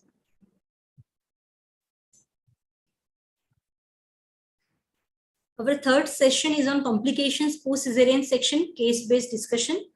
Speaker for this is none other than respected Dr. Surekha Tade ma'am, my mentor, guide, and as a chairperson, Dr. Ajay Mane sir is there. Next slide.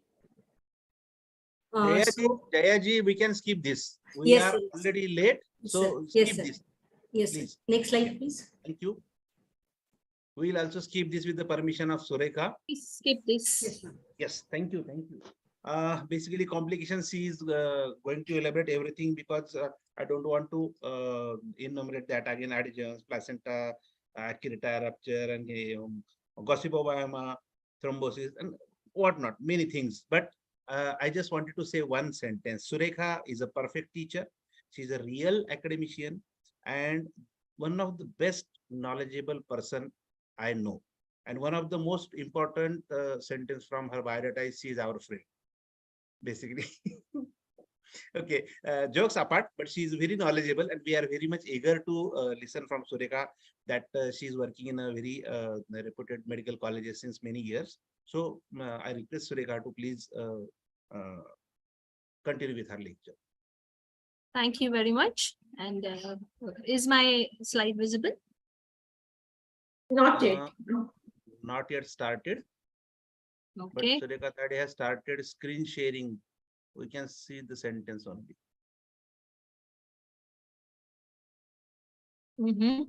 Is it coming? No, ma'am. No, it has just started. Yes, it has come. Yes. Okay. Now go back to first slide. You are on case scenario number 9. Surekha. Yeah, I'm trying to get back. Anyways, I'll have to stop and go back. Let me see. Like case scenario 2. Yeah. You're doing good. Yeah, Yeah, ma'am, perfect. started, ma'am. First Perfect. slide. First slide. Yeah. Let me see. Something is wrong. Anyways, till I go back to This is obstructed labor. So,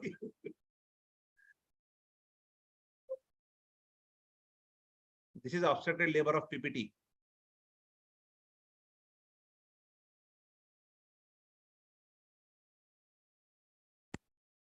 something is wrong. Your first Use it. slide is visible, ma'am.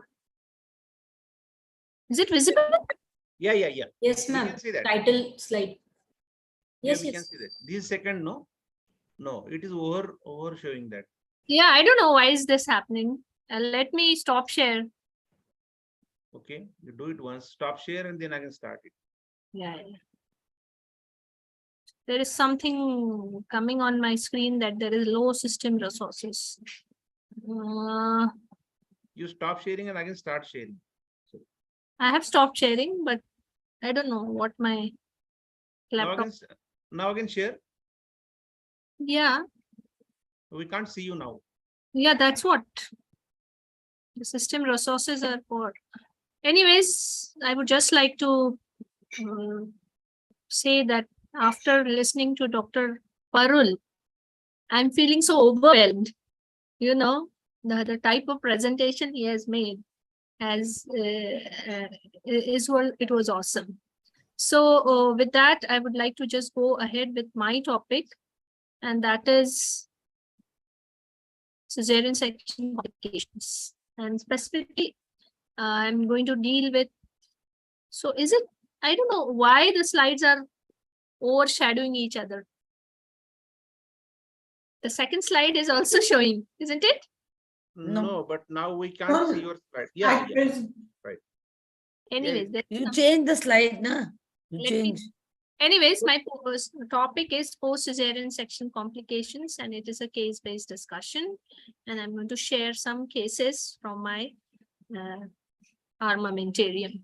So I don't know, the two slides are, this is my college, Jawaharlal Nehru Medical College, which I'm serving, and this is the simulation lab, which I wanted to just show.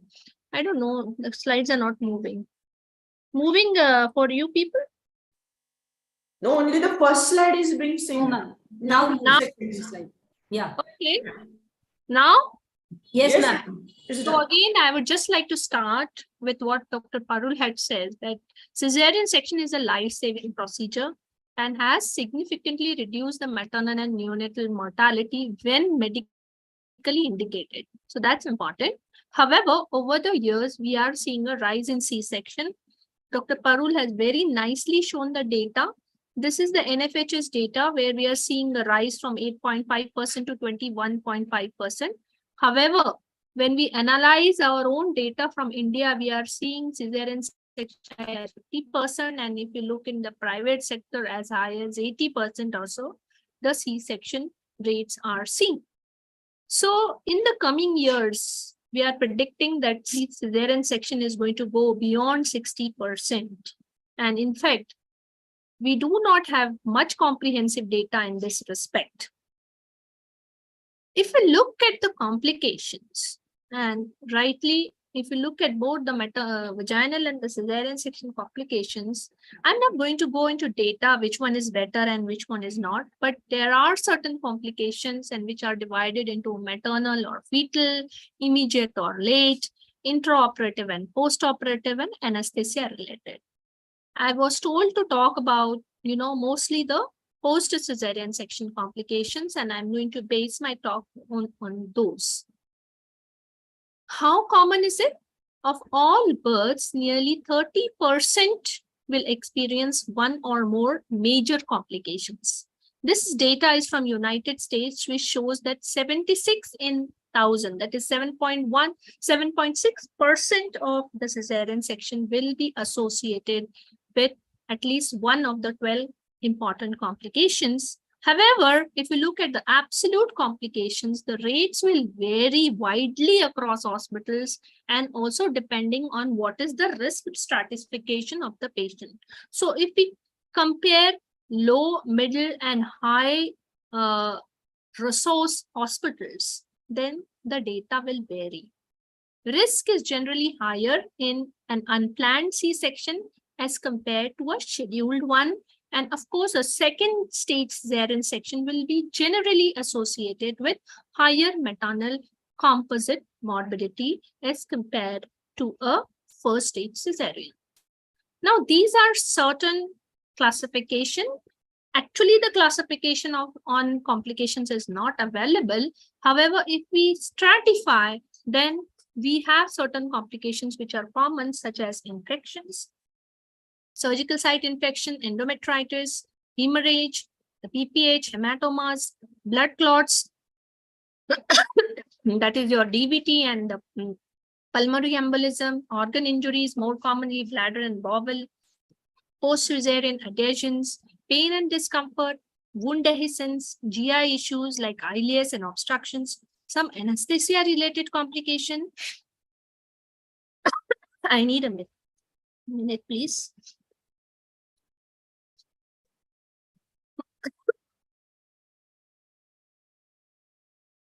Urinary complications and psychological complications. Now, I'm not going to go in too many of this. Mostly, I'll focus on those like infections, organ injury, and certain other complications. The first few ones are based on intrapartum ones, and the other ones are mostly related to the postpartum or post-cesarean section complications. Now, this is a second gravida, and she reported with labor pains. She was a previous cesarean section. She was having scar tenderness. Cesarean section was taken. She has a very thin, very long, thin scar along the whole length of the previous scar, and the anterior uterine wall was deficient. And what we were seeing that a visible bulge of fetal membranes and baby moving beneath it. Incision got extended laterally. There was bleeding profusely. Being a senior consultant, how are you supposed to manage? So first, many a times we are seeing there is an extension, lateral extension, and how to manage. That is what I'm going to discuss here. So I hope this is available. This video is seen. Please let me know. So this is how, if there is a lateral bleeding, what we are supposed to do is expose that area. So if you are having a previous cesarean section, then creation of bladder flap is very, very important, so that that particular area is well seen and we are able to catch that particular, the vessel. If it is a uterine artery, then that is the first one which would actually be bleeding. So palpation of the uterine artery, pulsation, passage of suture from anterior to posterior, and, ligating the uterine artery. This is the one very good strategy which can be used if this kind of lateral extension is there. So these kind of, extension of the tears, extension of the uterine incision is one of the very important intrapartum complication. I'm not going to go too much on intrapartum, but this one I would just like to tell you that exposing that area correctly and if possible, taking the proper suture, and if ligating that, either a unilateral uterine artery ligation or a bilateral uterine artery ligation, that is what is going to save your day in this kind of patients where there is a complication. So in this patient, what you are doing is we have created the bladder flap, we are ligated, and we have also ligated the uterine artery. Same patient, if you find a vertical tear. Now, problem in vertical tear is that the angle gets lost, and that is the problem, to identify that angle, the end of the incision which has got lost below the bladder. And what are the tips and tricks to suture such kind of angle which has got lost? So what again is very, very important is, if it being a previous cesarean section and if the angle is getting lost, is good dissection of that area so that bladder is pushed down, and then identifying properly the angle with the help of either we use back of tissue forceps or we use either or ring forceps. So you can have to, or even Alice tissue forceps can be used to identify that area where the angle has been lost. And see, this is a patient where we are now trying to find out the vertical angle where the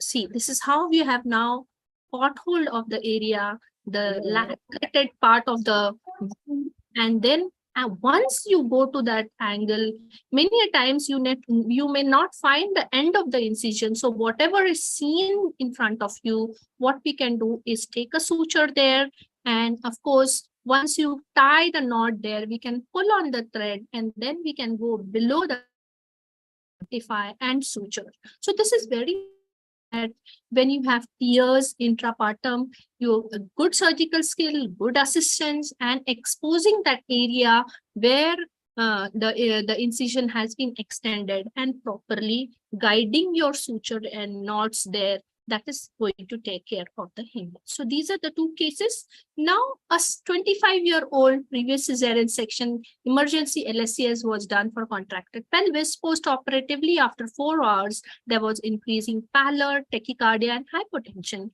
IV fluid given to this patient. Repeated checks were done. Within 1 hour, the patient collapsed and went into shock. Emergency management was done, and patient was resuscitated with fluids, and the patient was reopened. What we found was a broad ligament hematoma. Now, how to manage such kind of broad ligament hematoma? Here is a video where I'm showing that, yes, this is the broad ligament hematoma. Important is to expose the broad ligament hematoma, open up the leaf of the broad ligament hematoma. And, many a times what happens that if you expose the broad ligament hematoma, you may not be able to actually identify the vessel. And sometimes, the whole of the anatomy is distorted and the vessels are not seen. What we can do is evacuate that area. Whatever the clot is there, you can evacuate. You may try to suture it, but what is recommended again is a uterine artery ligation. Here again, in this patient, the uterine artery ligation, it was tried to take a hemostatic suture, but after taking the hemostatic suture, still the bleeding was there. So finally, what was done is to do a uterine artery ligation. The bilateral uterine artery ligation was done for this patient, and that is how the patient was managed. So the moral of the story is that whenever you have extensions, so visualizing the area correctly, trying to take hemostatic suture is one strategy. However, most of the time you will have to do the uterine artery ligation as was done in this case. Important things to remember: Fit patients compensate for blood loss by tachycardia and peripheral vasoconstriction. Vitals may remain stable for even 12 to 18 hours. So you have to be very, very alert when you have this kind of patient. You may just have little bit of tachycardia, but that is also important to monitor in the post-operative period. Even, there may not be a distension of the abdomen. Even 3 liters of blood in the peritoneal cavity can be concealed with only 1 centimeter rise in the GERD. So you have to be very, very careful when you have post-operative patients to monitor correctly. And the earlier the bleeding presence, more likely the chance of finding the culprit bleeder. So if the patient is bleeding, if the patient is having tachycardia, and if any alert signs, so the mu score is very, very important in the post-operative period, so that you can identify a patient who may be having an intraperitoneal bleed. And if you think that there is an intraperitoneal bleed, you evaluate correctly, and opening the patient will give you a successful outcome. This is another patient. She was a previous LSCS 38 weeks, admitted for safe confinement. Everything was fine. A cesarean section was done, and there were 10 sedation. The scar dehiscence was seen. Posterior placenta was posterior, covering the internal os. After that, there was profuse bleeding from the placental separation bed because of uterine atonicity. We managed this patient. Injection tranexamic acid was given. Uterotonics were given in this patient because the patient was open in the cesarean section was being done. So we did the bilateral uterine artery ligation. Multiple box sutures were taken on the placental bed. However, after that, the fresh bleeding reduced. We also used the Buckley balloon in this patient, and we managed to control the bleeding. Blood loss was around 2.8 liters, around 3 liters. 4 units of blood transfusion was given, FFP was given, and the patient could be saved. So this is one patient where we find that PPH is one of the common complications in cesarean section. Dr. Parul has also said that if you compare vaginal and cesarean, then PPH is one of the.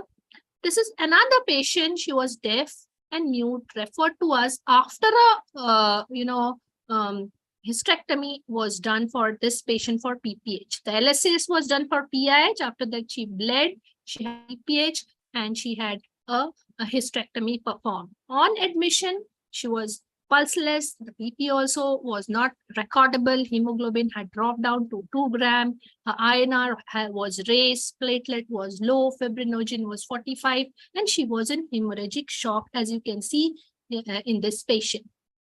What was done, because in our hospital, we do have interventional radiology unit. After resuscitating her, PAC cells were given, FFP was given, cryoprecipitate was given. The ovarian and bilateral internal islet embolization was done for this patient, and the patient was saved. So this is another patient who was referred to us in a very drastic state, and she could be saved because of embolization. So this is how the patient could be managed because of an interventional radiology unit. Third patient, again an elective term LSCS for severe PI. So previous patient also for PI, this patient also for PIH. She was referred to us on inotropic supports with low pulse, blood pressure very low. She has a bluish discoloration on the right wrist.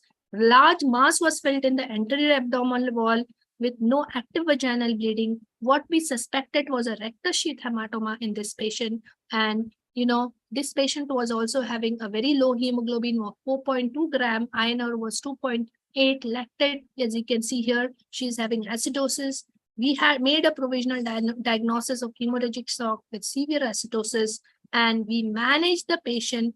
Again, this patient is having rectus sheath hematoma, as you can see in the CT. And, this patient, again, we did, what we have done for this patient is an embolization, and how we could stabilize the patient. And then after that, after stabilization, blood products were given.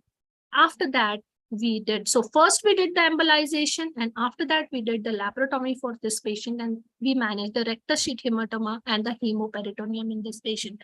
So what I want to say is cesarean section, the commonest problem which you can which we find is hemorrhage, and hemorrhage has to be managed with a multidisciplinary approach and very, very aggressively. So very aggressive management is what we can save these patients. This patient, she also had left compartment syndrome for which she was managed. And, that was another complication in this patient, which was managed for her. So again, let me tell you that postpartum hemorrhage is quite common with cesarean section. 1 to 6% is the incidence of postpartum hemorrhage. Most of the time it is because of atony, but it could be also because of extensions and hematomas, as we find in the previous 3 patients. We do remember that we aggressive management, and now in our armamentarium, apart from oxytocin and apart from carbocross, we do have carbitocin, which has reduced, which we are using as a prophylaxis, and that has reduced. FDA is not approved carbitocin for management of PPH, but we do find that carbitocin is again a very good drug which can be used for management as well. Mechanical methods. One of the very good mechanical methods which can be used is the Bakri balloon, where 500 ml of saline instilled, and there is a drainage port also for as for assessing the blood loss. So apart from that, we have been using the ESM UBT balloon, and that is also one of the interventions which can be used for PPH management. SR cannula has been very well used in the southern states, though I do not have my personal experience, but SR cannula also is one of the methods which can be used to manage atonic PPH. Of course, having a very good skill for uterine artery ligation and internal artery ligation, that also are very important to save our patients who are having PPH during cesarean section.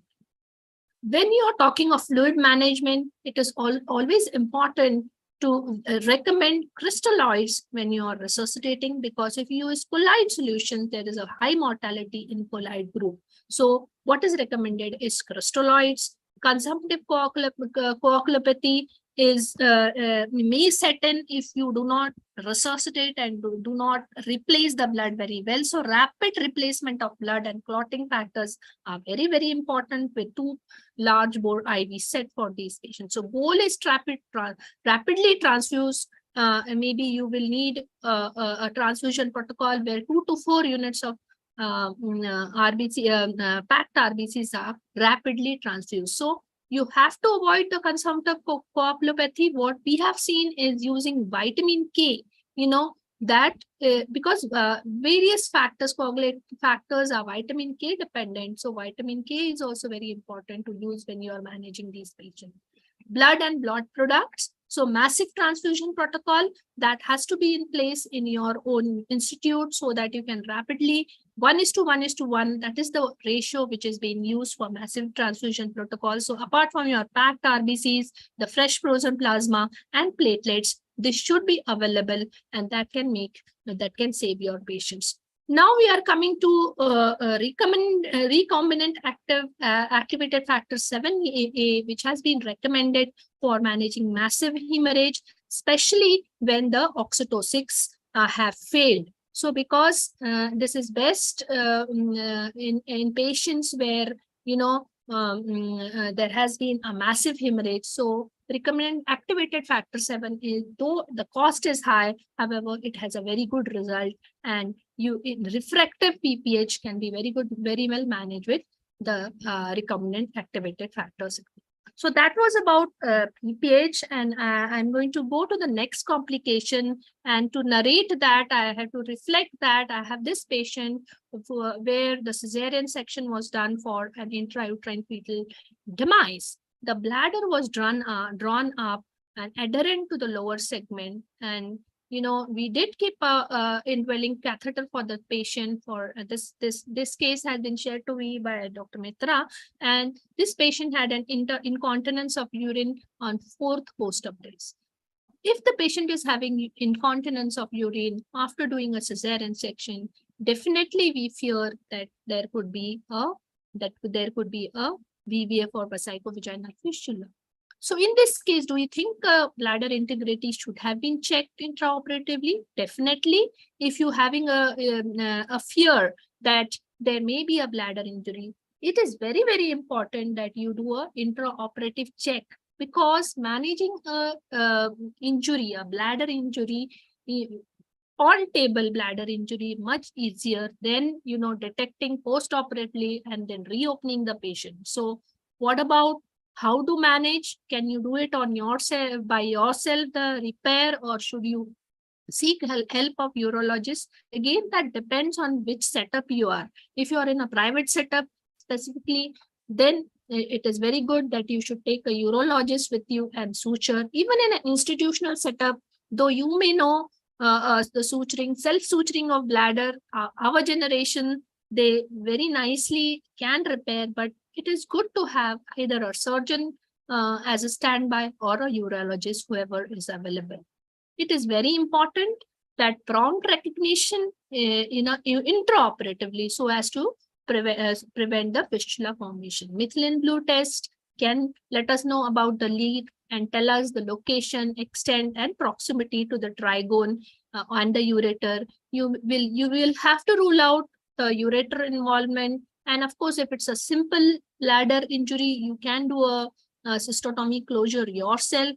How many days you will have to keep the urinary catheter? That is again a matter of debate, but 10 to 14 days is enough.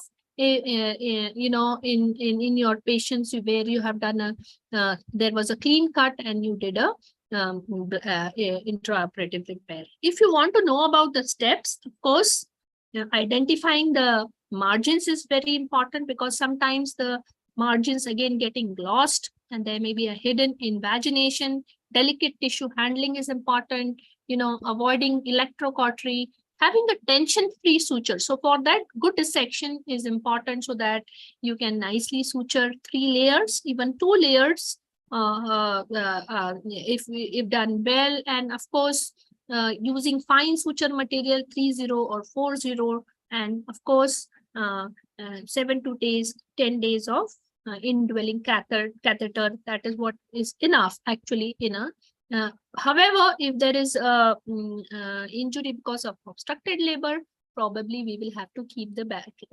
catheter for a longer period of time.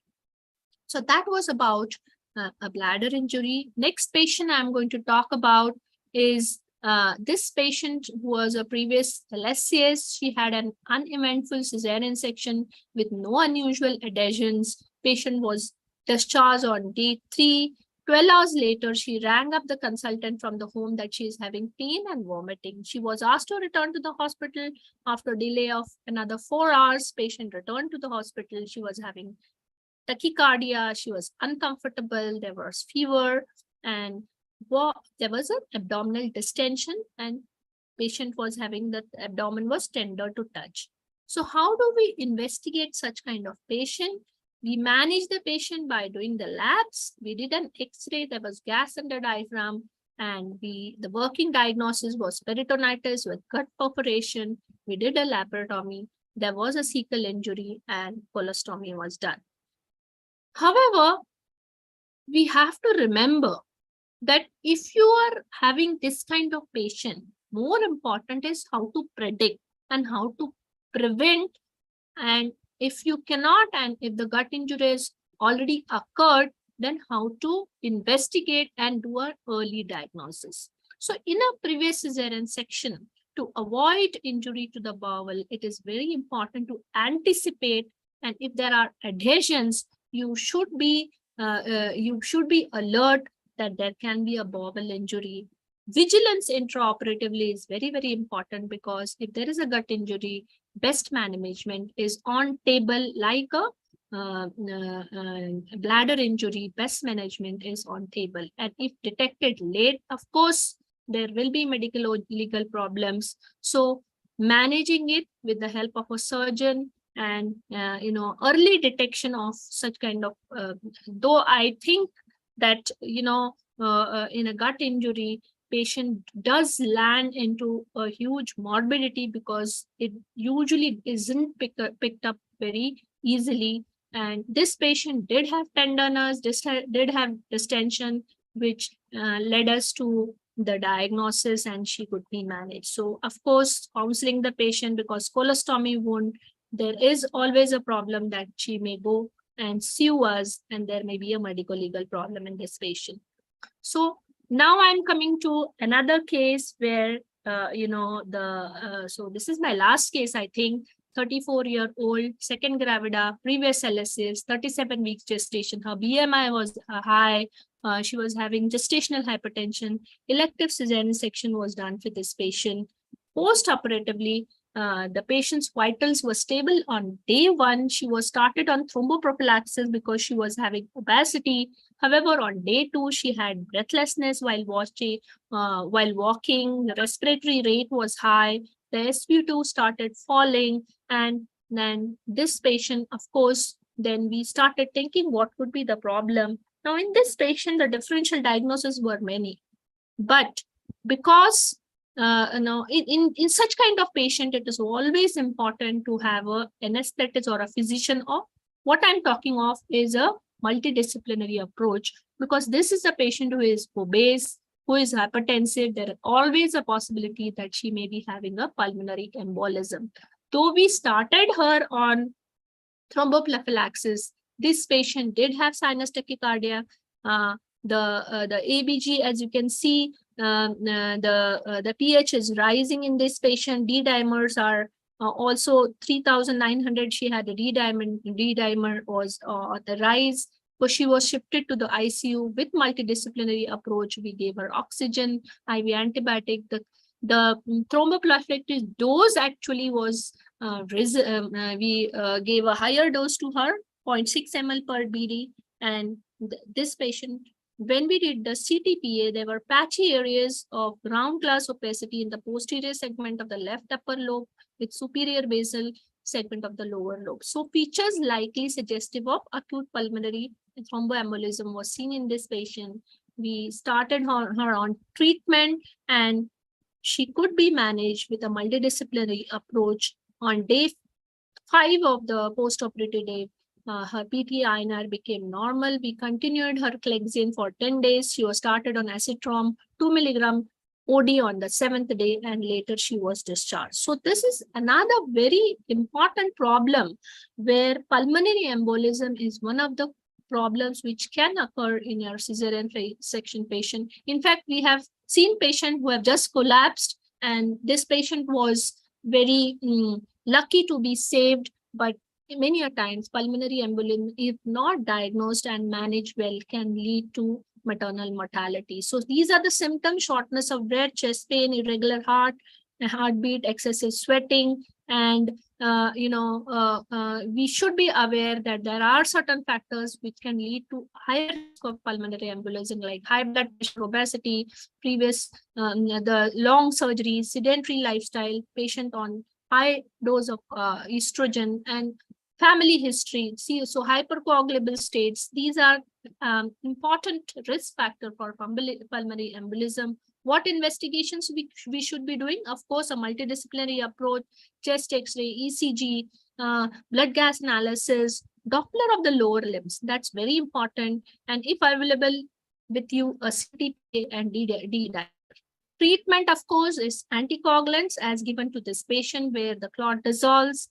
There are certain catheter-directed methods, IVC filter use, continuation of the warfarin after the initial phase of sickness has over. And of course, you have to be very, very careful for this patient who is having pulmonary embolism, because you have to keep her on a longer anticoagulant duration therapy for your patient. And risk stratification, very important to prevent pulmonary embolism. You should be doing a risk stratification for each and every patient of your of yours who's going for C-section, so that you know which are the patients who can land into pulmonary embolism. So age one, previous VTE, surgery for lower limb, these are, the risk stratification out of which you can use for your antenatal patients and start them on your thromboprophylaxis therapy. CTPA, however, is non-diagnostic. MRA has 100% sensitivity, 95% specificity, and D-dimers have a low sensitivity. Treatment is, of course, with low molecular weight heparin in the proper dose. 1 milligram per kg per BD. So this patient which we had, she was obese. Though we started her on thromboprophylaxis, maybe the dose was not adequate, and thus she landed again into the pulmonary embolism. So very important that you give an adequate dose of thromboprophylaxis in your patient who are suffering from pulmonary embolism. This is my last patient, the group of complications which I'm going to talk about, and that is wound complications. Many a times we see wound complications. This was a patient who was 110 kg. As you can see, a huge abdomen. She was having previous cesarean section, and a big panniculus was there. We performed an LSCS. Post-operatively was the initial 5 days were uneventful. After that, day 5, she started having soakage in the wound. We started her on higher antibiotics, but as you can see, her wound got complicated, and this is the type of wound which we on day 8, it was infected. Pseudomonas you could find in this. The growth was there. What we did, routine debridement, cleaning, dressing. Apart from that, what we used this in this patient was this vac system. This is a local vacuum aspiration system which was used in this patient, as you can see. And with this vac system, we could improve the wound, and very nice healthy granulation tissue was seen in 7 days. So we use this vac system was kept for 7 days, and that is how we manage this patient very well. So we know that wound complications develop in 1 to 2% of primary cesarean birth. So having a good surgical infection prophylaxis in your setup is very important. Otherwise, you may even find a 4% of wound complications in your unit. Generally, it develops 4 to 7 days after the cesarean. Risk factors include, second stage births or emergency cesarean section, obesity, chorioamnionitis, blood transfusion, anticoagulant therapy, and if there is a subcutaneous hematoma which was missed, these are certain risk factors. Early wound infections are due to mostly the beta hemolytic streptococcus. Late infections are usually hospital-acquired staph, E. coli, proteus, or even a cervicovaginal flora. Necrotizing fasciitis is a rare but life-threatening complications. We have to be very alert about these. Basic principles of wound management are, of course, your cleaning the wound properly, giving a proper antibiotic after doing the culture, debridement. Topical therapies are sometimes useful. What we did in this patient was negative pressure using a vac. And if there is a disruption of wound, then secondary closure of the wound. These are certain management strategies which we can use in wound dehiscence. So that was about the various complications. The take-home message is cesarean delivery comes with a package. It could be good, it could be bad and ugly, and you have to be alert, and you have to monitor your patient properly in the post-operative period so that you can pick up these complications, be prepared, and decide wisely and tackle effectively once you diagnose the complication. So thank you very much for giving me this opportunity. Thank you so much, ma'am. It was a wonderful presentation as always. I remember one thing that you used to teach us during our postgraduate days. One sentence, every section is different and every section teaches us one thing. And the idea of thinking over differential diagnosis about any complication and then having retrospective analysis about it, that is also helping us now too, ma'am, in practice too. Thank you so much, ma'am, once again. I request sir to please for their views and comments. Respected Manas. So Jayaji, she has covered all aspects basically. In fact, she has covered more than her topic. So interop also she has covered everything, and being a good teacher, she has covered. So Sureka, it was very nice lecture. Congratulations for that. Yeah. And on behalf of all chairpersons, I must thank to Jayaji and Rashmitai for inviting us. Thank you very much. So everybody has taken half an hour and more. Yeah. So it was your But right you, to take. Sureka, you didn't join early, but I stayed till the end. Yeah. So Thank you, ma'am, for staying on. I know that my topic is actually very vast. I have many more cases to share with you, but I thought I should restrict to this much. No, actually, one topic itself could have taken the whole webinar. Yeah. Like, Up till this Nope. time, we have 432 viewers logged in, ma'am. They are continuously with us. good.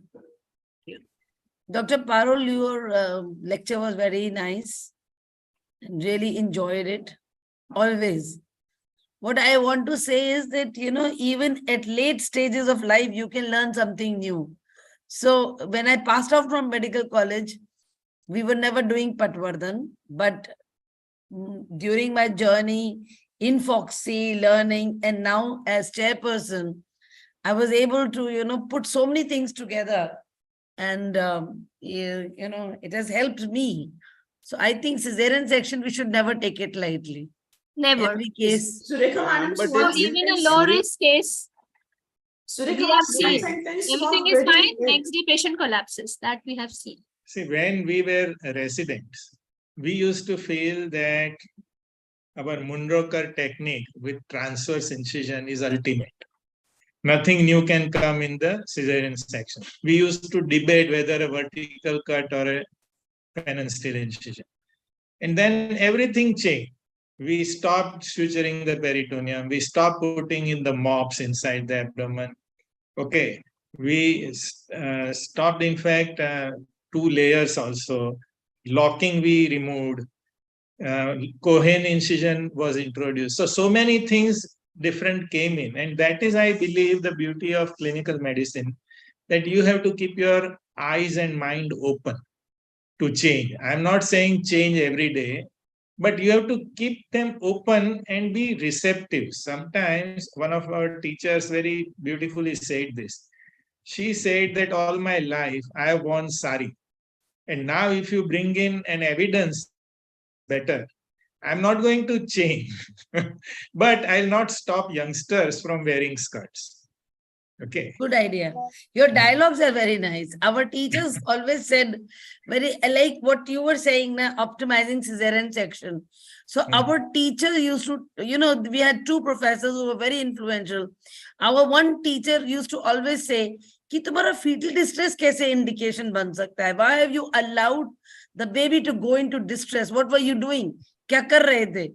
So she never accepted our indication as fetal distress. She said, this is, you have to know ki impending hai, kya hai. And our other professor always told us, think ki aapke patients, they're coming from village. Tum jaldi se cesarean kar doge, agli baar kya hoga? So we got best of both the worlds.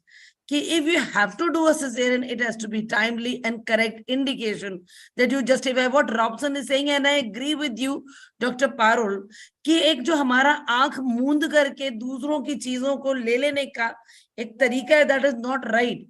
Like आपने caesarean section ऐसे सीखे ऐसे ही करोगे, ये नहीं होता. आप अपनी प्रैक्टिस में अपने मरीजों को कर करके आप रिफाइन करते हो. मैं ग्रीन आर्मिटेज यूज करती थी, सऊदी अरेबिया गई, मुझे ग्रीन आर्मिटेज नहीं दिया, उन्हें पता ही नहीं था क्या है, तो मैंने रिंग फोर्सेप्स लिया, मुझे वो गलत लगा, मैंने एलिस लेना शुरू किया. और अब हम लोग ग्रीन आर्मिटेज रखते जरूर है, because one day there is a vessel which evulses and your Lscs don't help. So always have everything on your table, but always learn to reinvent yourself with every case. So like I said, that, gain from whatever you have gone through and then put it in your next case. तो हम तो private sector में, हमें तो कोई team readymade मिलती नहीं है, हमें तो अपने ही लोगों को सिखाते रहना है, तो it is a very good, But let me tell you that scenario is changing in even in the public hospitals. What we are seeing, like you are saying, rising cesarean section trend. The same things are applying even in public hospitals. So we really have to, be very much alert. And Dr. Ajay, I would just like to say that yes, medically, we have to be safe and all that. But as obstetricians, as leaders, we have to accept that the cesarean section rate is rising. We just cannot say, Yes, we see, have to Surekha, accept and we correct. have to take corrective measures. Otherwise, another PCPNDT law is brewing. And Actually, Dr. Surekha, Surekha, what just now, you recently, said is correct. Dr. Basically, Manju and me, we have written a chapter on midwifery-led unit, So for that, we did a lot of reviewing. And the crux is we have to take the best of both worlds. Of course, we can't have midwives doing it in their home, but we can have alongside midwifery unit in government sector also, with tertiary care, with everything, and also a unit which is totally led, but there has to be a closed loop of reference so that हमारा complication कम हो जाए और हमारा cesarean rate भी कम हो जाए. Parul showed a slide about, what lady can obstetricians from London, they 33% preferred a cesarean section. But I can tell you my own personal thoughts. When I was carrying a pregnancy and my own guide was looking after me, I told her, मेरा कोई भी हालत में cesarean section नहीं करना. I insisted I don't want a cesarean section because I was in a hospital where there were 100 deliveries per day, 80 to 100 deliveries per day in GMC Nagpur, and I have seen worse cases of cesarean section than I have seen vaginal. I have always thought that vaginal birth is much better than cesarean. And in second pregnancy, I had a very severe accident जिसमें मैं 3 साल bed पे थी. उसके बाद I had a second pregnancy, and that time also I insisted कि no, I want vaginal birth. And so I don't know, nowadays so 100% I agree, Surekha, all of us crazy hardcore obstetrician, but I had a transition from no normal delivery to a VBAC. मेरा पहली बार I never wanted a normal delivery, so I said cesarean कराना है. तो मेरा बच्चा बहुत अच्छा था, breech था, so it justified my fear. So my daughter was delivered at cesarean, but second time I had a VBAC. So I was also by that time I had become sensible. We can change our mindsets first. Good. Sir, I think if we can change our mindset Yes. for our fears first, then probably only we we can can ask others. So I think lady obstetricians have to change their mindsets first. They have to believe in the system first, and then probably we can change the mindsets of others, because what we do for ourselves, that is what we should be doing for our rural patients, isn't But what I agree with you, Dr. Parul. One of the very big restraining factor is that we do not have good pain management.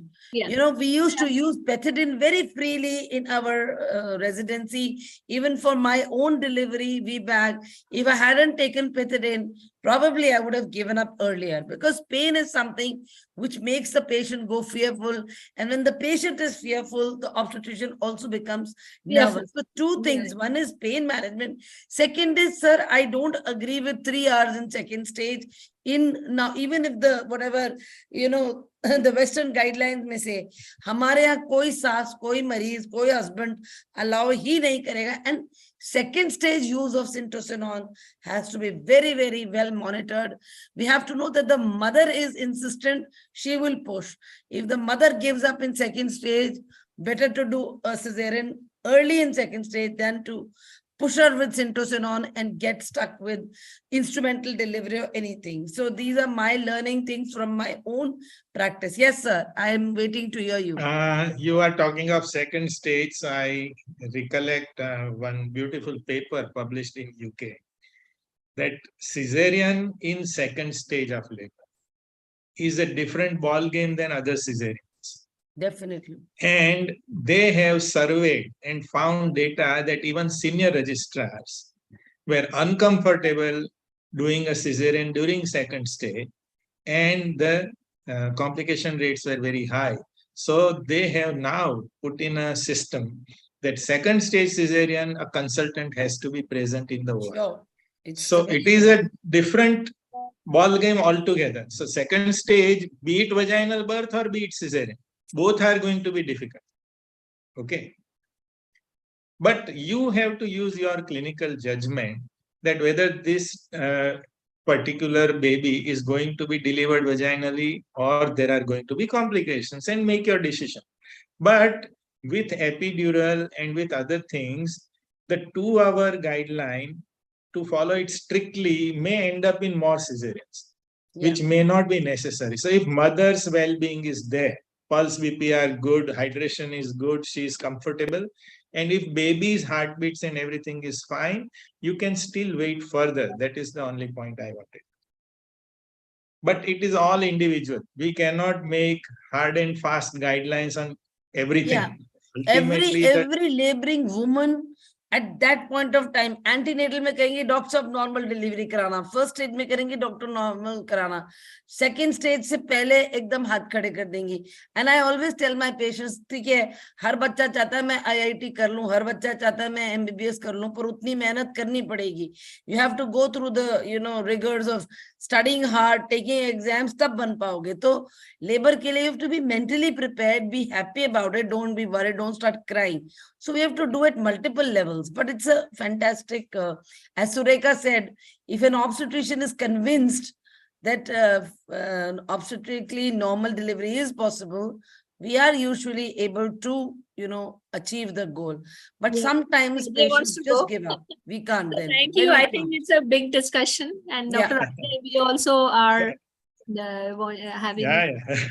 Thank you very much The for all only the thing information. is, very I much. shared with you the UK and US experience that there is a lot of pressure now from authorities to reduce cesarean rate. That is why they are Just sticking I to wanted to that. tell you regarding this your sentence that their system and their research is everything is driven by that insurance companies. The insurance Exactly. companies, they don't want to pay, so they want to reduce the burden of paying. So they want the reduction in the cesarean section. That's all. Hey, you are right. But They don't- this they will are come not- to They are India. not bothered about the health of the patient or the baby.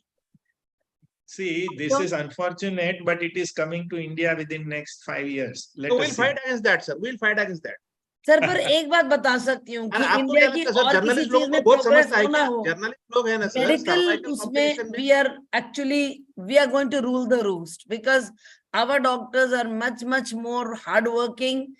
I mean, call it pride or conceit, but we Indians and we Indian obstetricians and gynecologists have got much more tenacity than the Western, नहीं, मुझे Parul sir की एक बात बहुत पसंद आई कि हमारा data तैयार नहीं है, इसलिए हम लोगों का सहारा लेते. हमारा डेटा तैयार करो, फिर छाती ठोक के हम बोल सकते हैं कि we are correct and you are wrong. That is true. और दूसरा है जो डॉक्टर मित्रा बोल रही है ना, वो सही था till now. With so many new medical colleges coming up, with the kind of training and teaching going on, I am sure very soon Indian doctors will be considered in very low light because there is वो no NEET के quality of लिए teaching. I agree with you, वो नीट का zero जो है ना, नहीं, उससे पागलपन. हिला अब दिया. इस बार माइनस वाले को इन लोगों ने एक्सेप्ट कर लिया पीजी एडमिशन, नीट में 0% ले गए. अब क्या करने का? नहीं So सर, that वो is- अभी रिवोक हो जाएगा, सर, डोंट वरी. आपको लगता है क्या एनएमसी वो वालों ने जीरो वाला बता या दिया है, माइनस वाला जाके प्रैक्टिस करेगा? नहीं. उसके डोंट बाद वरी जॉब सर, करेगा नेक्स्ट ईयर ना. तक रिवोक हो वो जाएगा. जॉब करेगा, डायरेक्टर बोल के. वो प्रोफेसर बनेगा. हाँ, नहीं, वो नहीं, प्रोफेसर रिजर्वेशन बनेगा, के साथ. डायरेक्टर तो- बन के बैठेगा. ही और शी विल नॉट प्रैक्टिस. वो सिर्फ साइन करेंगे सर. वो डोंट अरे बॉदर. बाबा, So साइन let me करने से thank पहले the they have to organizers pass. because we are going to a different. Yeah, Let and us we are stop here here. live. Rashmi, Thank thank you, you. Rashmi and Can I Jaya, leave? for Can I leave? bringing Thank all you of very us much. who are एक दूसरे Rashmi के and fans. JP. Thank you Thank you upon very एक much, दूसरे के Rashmi. fans है ना, तो हम लोग को इकट्ठा कर दिया. It's Dr. difficult for Rashmi, you to call please. it a day. Please call it a day. Yes, sir, definitely, sir. It was a great honor to have you on platform today. Thank you. you. Sir. Thank you. Bye. Good night. Thank you, Mitra madam. Thank you, Surekha Tai. Thank you, Supriya Tai. Thank you. Bye. Good night. Thank you. Thank very you. much. Very nice. Thank you, doctor. Thank you so much. Bye bye. Thank you, Abhishek, Bhavna. Thank you very much. Thank you, Corona Remedies. Thank you, ma'am. Thank you, Bhavna.